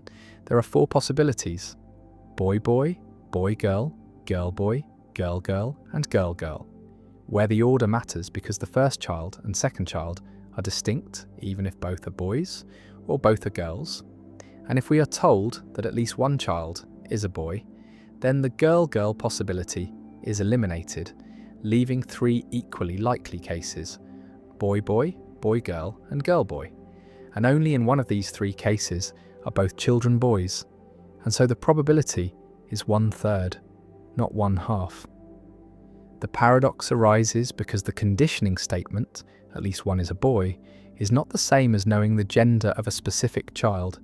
If instead we are told that the older child is a boy, or the younger child is a boy, then the probability that both are boys becomes 1/2, because we are conditioning on a specific child being a boy rather than on the existential claim that at least one child somewhere in the family is a boy. And this distinction, subtle as it seems, makes a crucial difference to the probability calculation. The boy or girl paradox has many variations that probe the boundaries of the problem and reveal how sensitive the answer is to the exact specification of the scenario. One famous variant involves meeting a man who says he has 2 children, and one of them is a boy named Tuesday, meaning the boy was born on a Tuesday, and this additional information about the day of the week changes the probabilities in a surprising way, because it reduces the number of scenarios consistent with the statement, and the probability that both children are boys increases from 1/3 to 13/27. And this result seems bizarre, seems like the day of the week should be irrelevant, but the mathematics is sound. The additional specificity affects the conditional probabilities. Another variation asks, what if you meet a man with 2 children, and you see one of them, a boy? Does this change the answer? And the answer is yes. Seeing a specific boy is different from being told that at least one child is a boy, because seeing introduces selection effects. You are more likely to see a boy in families with 2 boys than in families with 1 boy, and so the probability calculation must account for the process by which the information was obtained, and different processes lead to different answers. And this sensitivity to selection effects is a general feature of conditional probability problems, and it explains why the boy or girl paradox has multiple defensible answers depending on the scenario. The paradox connects to the reference class problem and to debates about the principle of indifference, because applying the principle of indifference requires specifying a reference class, a set of equally likely outcomes, and different choices of reference class lead to different probability assignments. And in the boy or girl paradox, the reference class could be families with at least 1 boy, or it could be situations where someone tells you that at least one child is a boy. And these are different reference classes with different probabilities. And there is no neutral or obvious way to choose between them without more information about how the scenario is set up. The paradox also raises questions about the interpretation of probability statements in natural language, because phrases like "at least one is a boy" can be interpreted in different ways, as a statement about the existence of a boy in the family, as a statement about what someone knows or has observed, or as a statement about what information has been communicated, and each interpretation leads to different formal models and different probability calculations. And this ambiguity in natural language is a source of many probability paradoxes, where the mathematical answer depends on details that are not fully specified in the informal statement of the problem. Bayesian statisticians and frequentists also interpret the paradox differently.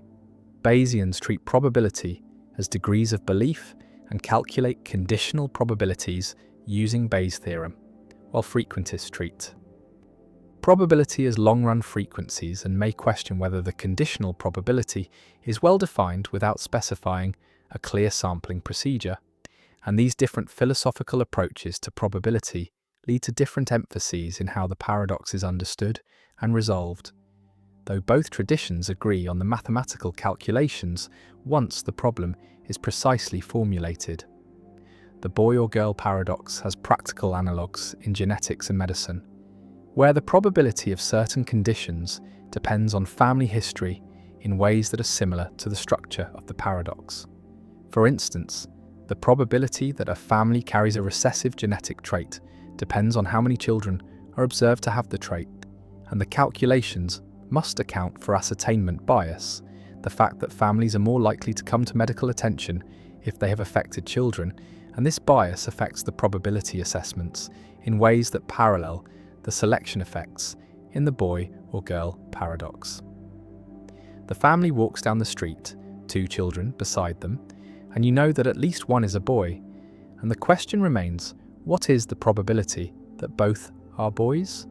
And the answer depends on how you came to know this fact, on whether you asked about a specific child or about any child, on whether you saw a boy or were merely told that at least one exists, and each variation of the scenario changes the answer, shifts the probabilities, reveals that conditional probability is sensitive to context, to process, to the mechanisms by which information is acquired and communicated, and the paradox persists as a puzzle, as a teaching tool, as a demonstration of how subtle probability can be, how carefully problems must be formulated, how easily intuition can mislead.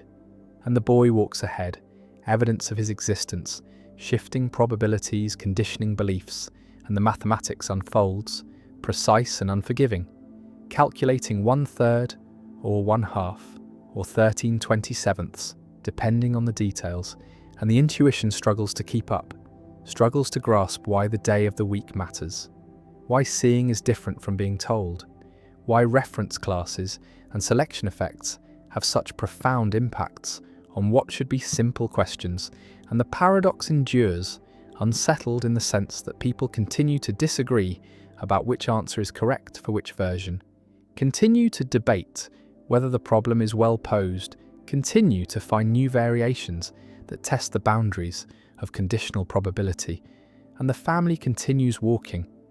The boy or boys or boy and girl continue existing, and the question remains open, answerable only when the scenario is specified with enough precision to eliminate ambiguity, to fix the reference class, to determine the selection process, and until then, the paradox lives on. A reminder that probability is not just mathematics, but interpretation. Not just calculation, but careful attention to how information is obtained, how questions are asked, and how evidence is generated. The Chinese room argument: why understanding takes more than following rules. A philosopher sits alone in a room, and through a slot in the door come pieces of paper with Chinese characters written on them. And the philosopher does not understand Chinese, cannot read the characters, has no idea what they mean, but the philosopher has a rule book, an enormous book of instructions written in English that specifies for every possible input what output to produce. And the rules are purely syntactic. Say things like, if you receive these characters, then copy these other characters onto paper and send them out. And the philosopher follows the rules mechanically, receives Chinese input, looks up the appropriate response in the rule book, writes the Chinese characters, and sends the paper out through the slot. And to outside observers who understand Chinese, the responses are perfect, are indistinguishable from responses a native Chinese speaker would give. The system appears to understand Chinese, appears to be conversing intelligently, and yet the philosopher inside understands nothing, is merely manipulating symbols according to formal rules. And this is John Searle's Chinese room argument, proposed in 1980 as a challenge to strong AI, to the claim that running the right program is sufficient for understanding, is sufficient for genuine cognition, and the argument aims to show that syntax is not sufficient for semantics, that symbol manipulation is not sufficient for meaning, that computers running programs are like the philosopher in the room, manipulating symbols without understanding what they mean.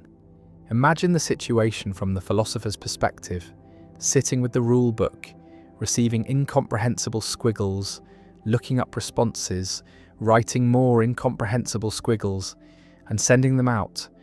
And at no point does understanding occur, at no point do the symbols acquire meaning. The philosopher remains ignorant of Chinese throughout the process, despite producing perfect Chinese responses. And Searle's point is that if the philosopher does not understand Chinese, then neither does any computer system that works the same way, that processes inputs according to formal rules to produce outputs.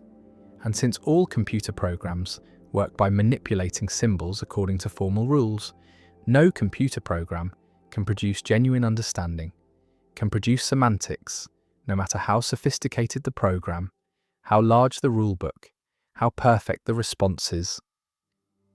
The argument is directed against the computational theory of mind, against the idea that cognition is computation, that thinking is symbol manipulation, that minds are programs running on brains.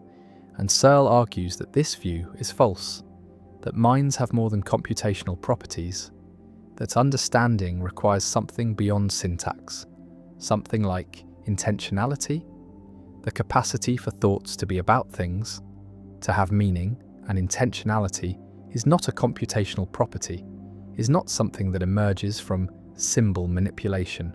And so computers, which are purely computational systems, cannot have genuine understanding, cannot have genuine intelligence, no matter how complex their programs. Visualize the difference between a human understanding Chinese and the system of the room. The human has intentional states, has thoughts that are about things, knows what words mean, knows what is being said, while the room system has only syntax, has only formal symbol manipulation, and the symbols in the room are not about anything, do not mean anything to the system, are just meaningless marks manipulated according to rules. And Searle argues that this difference is fundamental, that no amount of syntactic processing can produce genuine semantics, cannot bridge the gap between meaningless symbols and meaningful thoughts. The Chinese room argument has generated enormous discussion and numerous objections. The system's reply argues that while the philosopher does not understand Chinese, the system as a whole, the philosopher plus the rulebook plus the room, does understand Chinese, and understanding is a property of the system, not of the components. And Searle responds that this misses the point, that even considering the entire system, there is nothing that understands Chinese. The system is still just manipulating symbols and internalizing the rulebook. Imagining the philosopher memorizes all the rules does not help. The philosopher still does not understand Chinese, still is just following rules. The robot reply argues that a computer embedded in a robot body, with sensors and actuators, with the ability to interact with the world, could ground symbols in experience, could connect symbols to things, and this grounding would provide semantics, would provide understanding. And Searle responds that this just adds more symbol manipulation. The robot receives perceptual inputs, processes them through programs, produces motor outputs, but all of this is still syntactic, still formal symbol manipulation, and adding perception and action does not add semantics, does not add understanding. The robot is just a Chinese room with cameras and arms.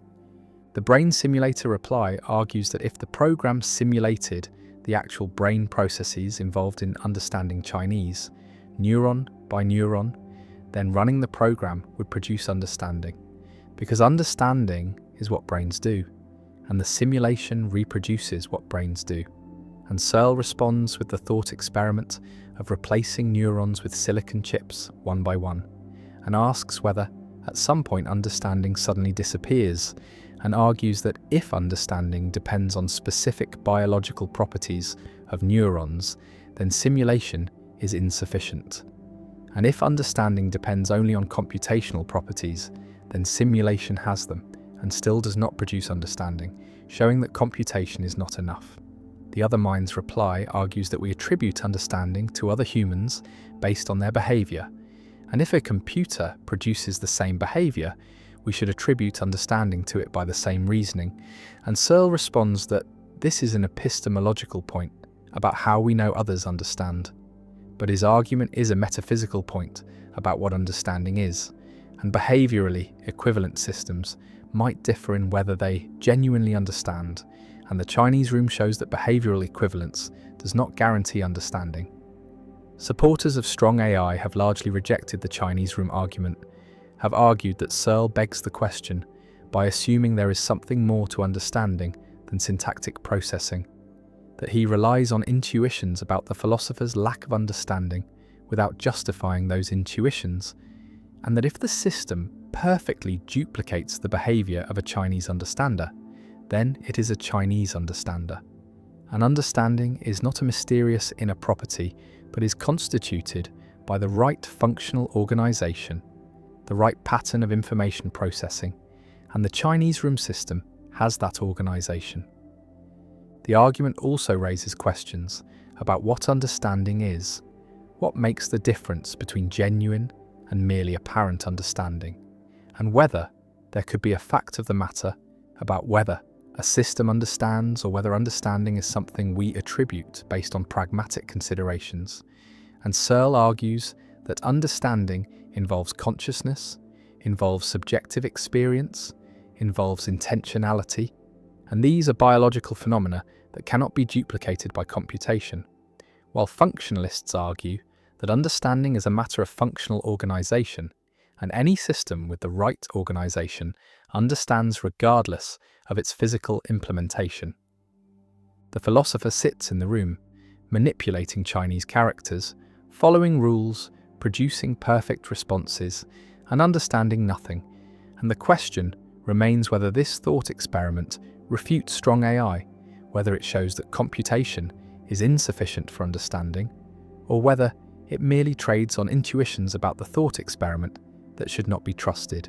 And the Chinese room argument persists as one of the most influential arguments in philosophy of mind and AI, an argument that has shaped debates about consciousness, intentionality, and the nature of minds, an argument that continues to challenge the computational theory of mind.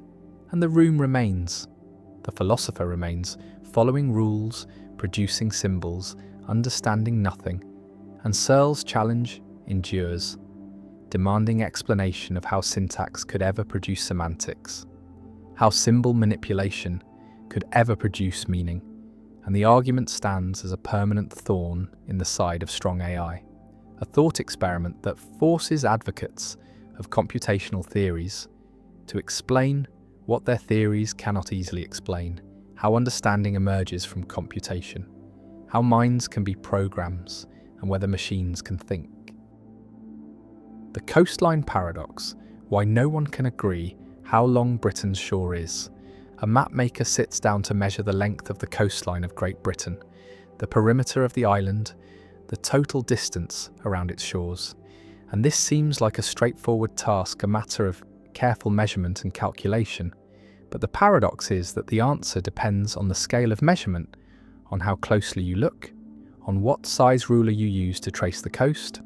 And as the ruler gets smaller, as the measurement becomes more precise, the measured length increases without bound, growing larger and larger, approaching infinity. And so the coastline has no well-defined length, or rather, its length is infinite. Or rather, the question of length becomes meaningless for highly irregular shapes. And this is the coastline paradox, first articulated clearly by mathematician Benoit Mandelbrot, who used it to motivate the study of fractals, shapes that exhibit self-similarity and complexity at all scales.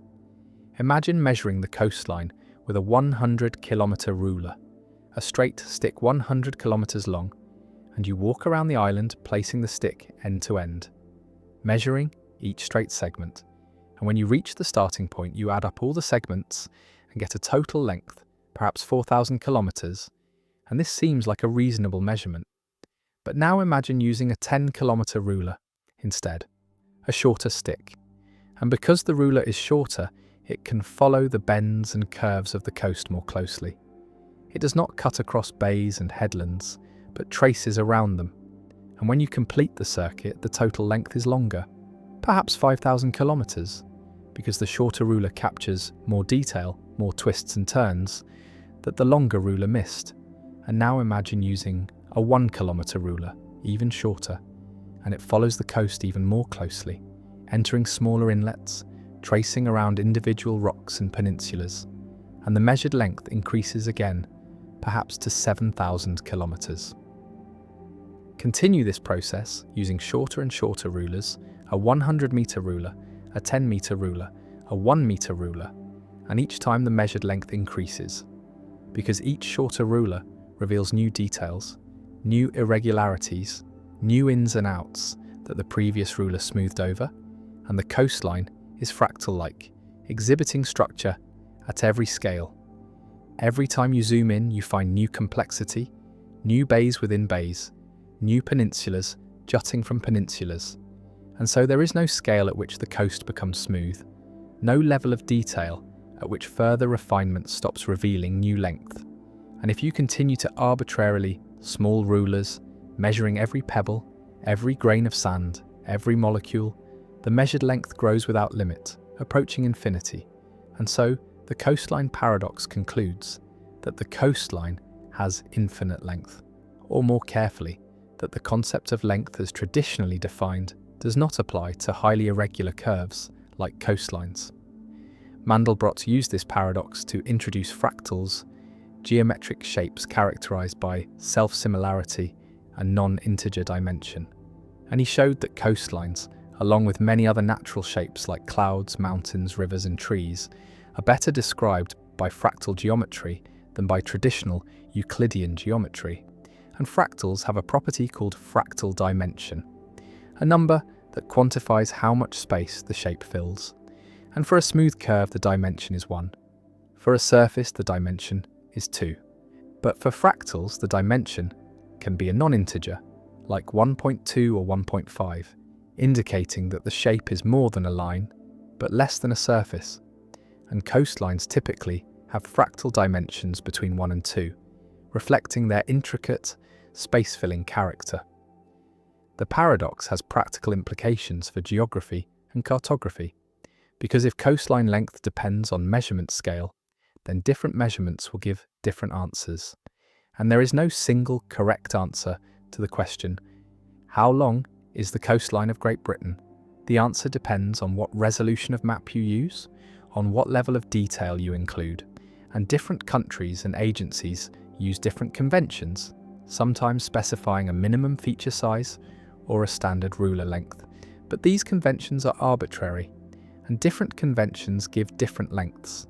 And so coastline length is not an intrinsic property of the coastline, but a relational property that depends on the measurement method. The paradox also raises philosophical questions about measurement and the nature of geometric properties, because it suggests that some shapes do not have well-defined lengths, that the concept of length, which works well for straight lines and smooth curves, breaks down for irregular shapes, and this is not a limitation of our measuring instruments, but a feature of the shapes themselves. And this raises the question of whether length is a fundamental property of all curves, or whether it is a concept that applies only to sufficiently regular curves. And fractals fall outside the domain where traditional geometric concepts apply. Visualize the coast as an infinitely jagged line, with bays and headlands at every scale. Zoom in on a section and you see smaller bays and headlands. Zoom in again and you see even smaller ones. And this pattern repeats forever. There is no smooth coastline at any level of magnification, only more and more detail, and so tracing the coast means following an infinitely intricate path, and the length of an infinitely intricate path is infinite. And this is the essence of the paradox, that complexity at all scales produces infinite length, that irregular shapes are fundamentally different from regular shapes, and that traditional geometry is inadequate to describe them. The coastline paradox also appears in other contexts, in measuring the length of borders between countries, in measuring the perimeter of cells or the surface area of lungs, both of which exhibit fractal-like structure with increasing detail at smaller scales.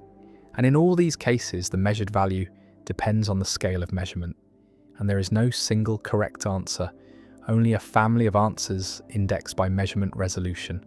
And this multiplicity is not an error or a limitation, but a feature of the geometry, a reflection of the fact that irregular shapes do not have simple scalar properties, like length or area in the traditional sense.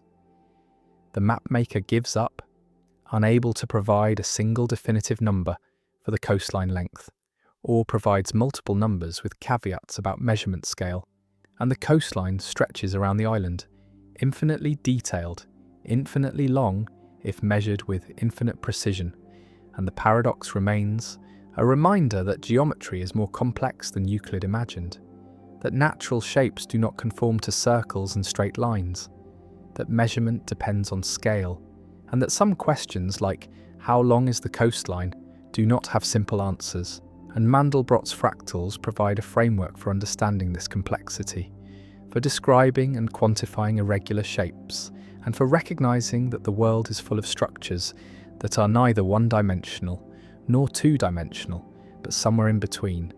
And the paradox endures, a touchstone in fractal geometry, a demonstration that infinity appears not just in abstract mathematics, but in concrete measurements of real physical objects, and the coastline remains, jagged and intricate, defying simple measurement, a natural fractal that reveals the limits of traditional geometry and the need for new mathematical tools to capture the complexity of the world.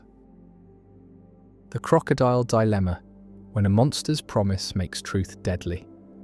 A crocodile seizes a child from the riverbank, snatches the infant in its jaws, and the mother screams and begs for her child's return, and the crocodile, cunning and cruel, makes an offer. The crocodile says, "I will return your child if you correctly predict what I will do, if you say truly whether I will return the child or not." And the mother must choose, must predict the crocodile's action, and if she predicts correctly, she gets her child back. And if she predicts incorrectly, the crocodile keeps the child. And this seems straightforward at first, seems like a gamble with 50-50 odds. But the mother is clever, thinks carefully, and realizes she can construct a prediction that creates a paradox.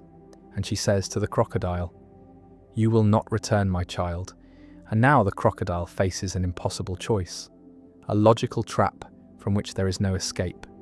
And this is the crocodile dilemma, an ancient paradox from Greek and Roman philosophy that illustrates how self-reference and promises can generate contradictions that have no resolution. Imagine the crocodile processing the mother's prediction. She has said, the crocodile will not return the child, and the crocodile must decide whether this prediction is true or false. And if the prediction is true, then the crocodile will not return the child. But the promise was to return the child.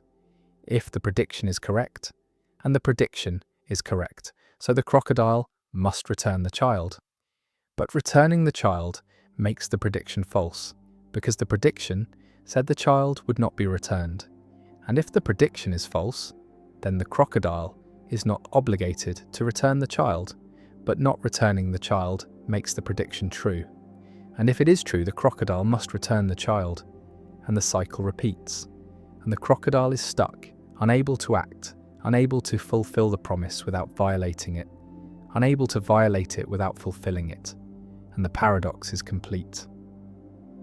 Visualize the crocodile frozen at the water's edge, jaws clamped around the child, mind caught in a logical loop, every option leading to contradiction, and the mother waits, and the crocodile cannot move forward or backward, cannot return the child or keep the child without creating impossibility.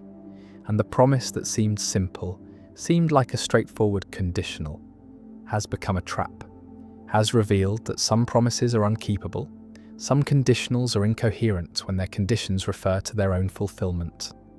The dilemma is structurally similar to the liar paradox, involves self-reference creating contradiction, because the mother's prediction refers to the crocodile's action, and the crocodile's action depends on whether the prediction is true, and the prediction's truth depends on the action. And this circular dependency creates a situation where no consistent assignment of truth values is possible, where any choice by the crocodile contradicts the conditions of the promise. And the paradox shows that not all promises can be kept, not all conditionals can be satisfied, especially when the condition refers to the action that depends on the condition.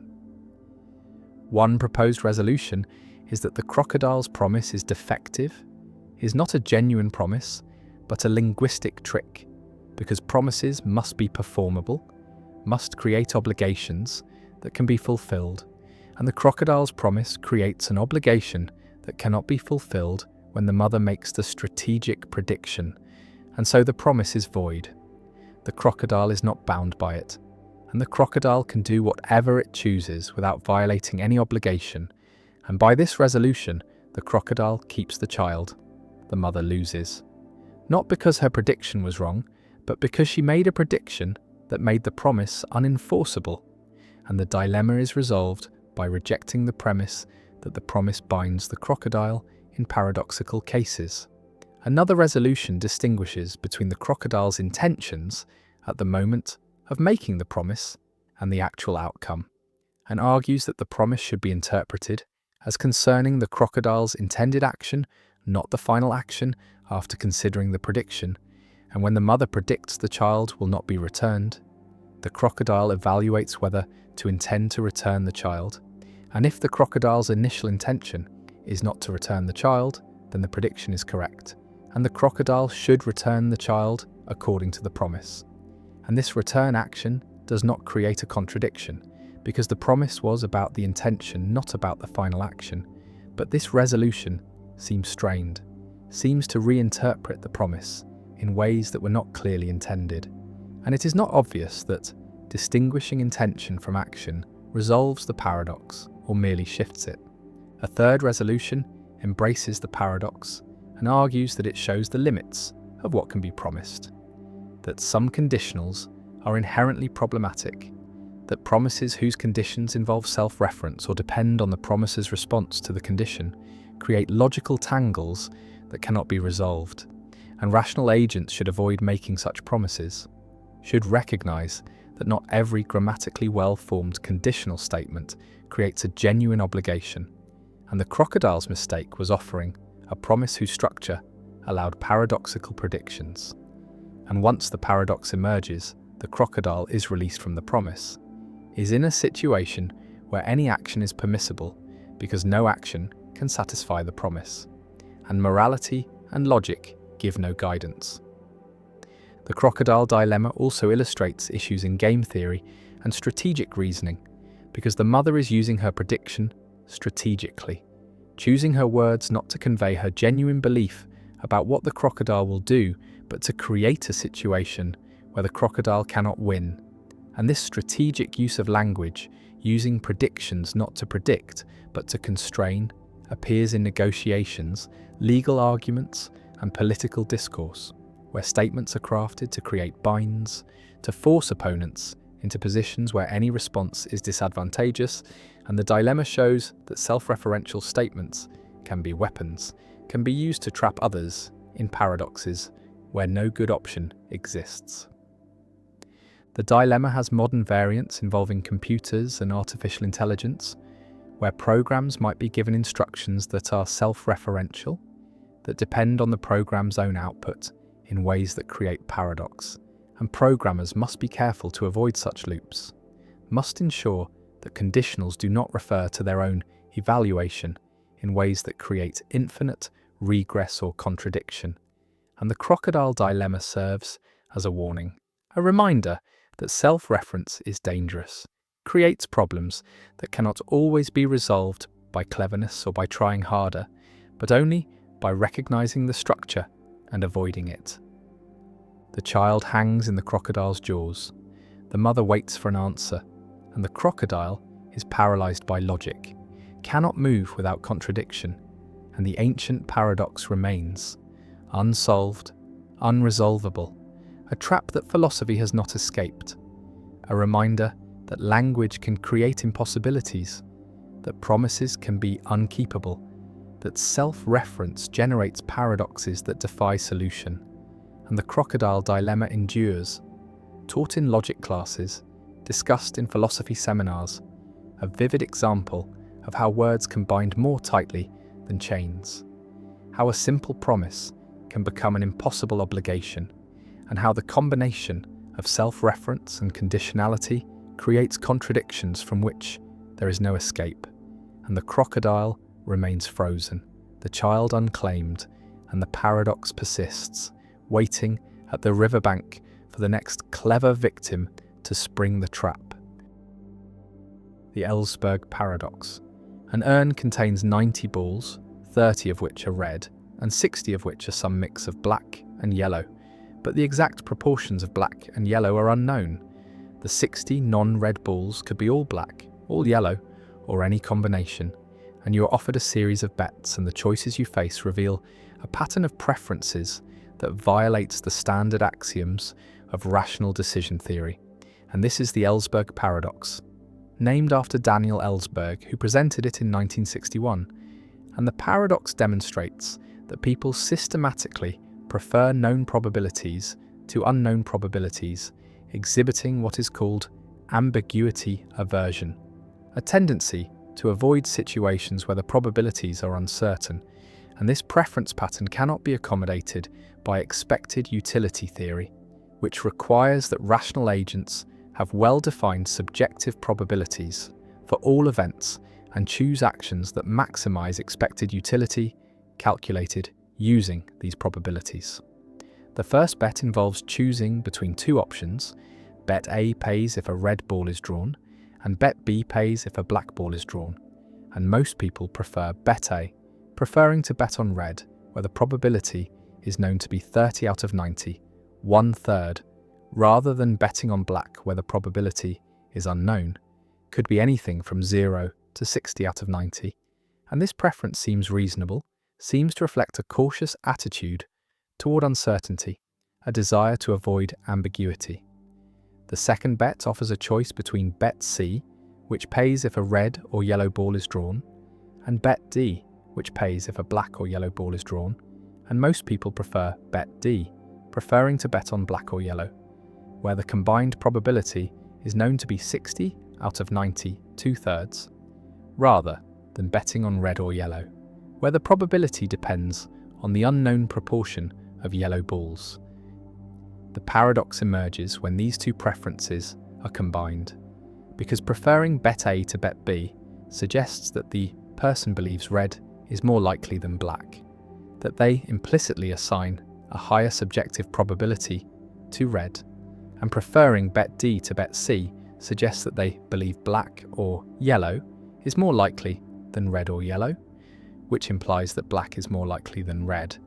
And these two beliefs are contradictory. If red is more likely than black, then red or yellow should be more likely than black or yellow, given that both involve adding the same unknown proportion of yellow. And so the preference pattern violates the sure thing principle, the axiom that if you prefer X to Y when some event E occurs, and you also prefer X to Y when E does not occur, then you should prefer X to Y unconditionally, regardless of whether you know whether E occurred. The Ellsberg paradox cannot be explained by standard subjective probability theory, because any consistent assignment of subjective probabilities to red, black, and yellow would make the preference for A over B incompatible with the preference for D over C. And so the pattern reveals that people do not have well-defined subjective probabilities for ambiguous events, or that they do not maximize expected utility using those probabilities, and instead they exhibit a preference for known over unknown probabilities, a violation of the completeness axiom of decision theory, which requires that agents must be able to compare all options and have a preference or be indifferent between them. Ellsberg's paradox has inspired alternative decision theories that can accommodate ambiguity aversion, including maximum expected utility theory, where agents consider multiple possible probability distributions consistent with their knowledge and choose the action that maximizes expected utility under the worst-case distribution, effectively being pessimistic about ambiguity, and Choquet expected utility theory, where probabilities are replaced with capacities that need not be additive, allowing for a richer representation of uncertainty, and multiple priors models, where agents maintain a set of probability distributions rather than a single prior and use decision rules that reflect their attitudes toward this multiplicity. The paradox also connects to debates about rationality and the normative status of decision-theoretic axioms. Some argue that the Ellsberg preferences are irrational, that they reflect cognitive biases or errors in reasoning, and that ideal rational agents would not exhibit ambiguity aversion, would assign consistent subjective probabilities and maximize expected utility, while others argue that ambiguity aversion is perfectly rational, that it reflects a reasonable response to ignorance, that known risks are genuinely different from unknown risks, and that the axioms of expected utility theory, while mathematically elegant, do not capture all aspects of rational decision-making. The paradox has practical implications for economics and finance, because ambiguity aversion affects how people make decisions under uncertainty, how they invest in markets where probabilities are unknown, how they value insurance and options, how they respond to new technologies with uncertain risks. And understanding ambiguity aversion helps explain behaviors that seem puzzling from a standard expected utility perspective, such as the home bias in portfolio choice, where investors prefer domestic assets over foreign assets even when expected returns are higher abroad, and the equity premium puzzle, where the observed returns on stocks are much higher than on bonds, suggesting that investors demand large premiums for bearing ambiguous risks.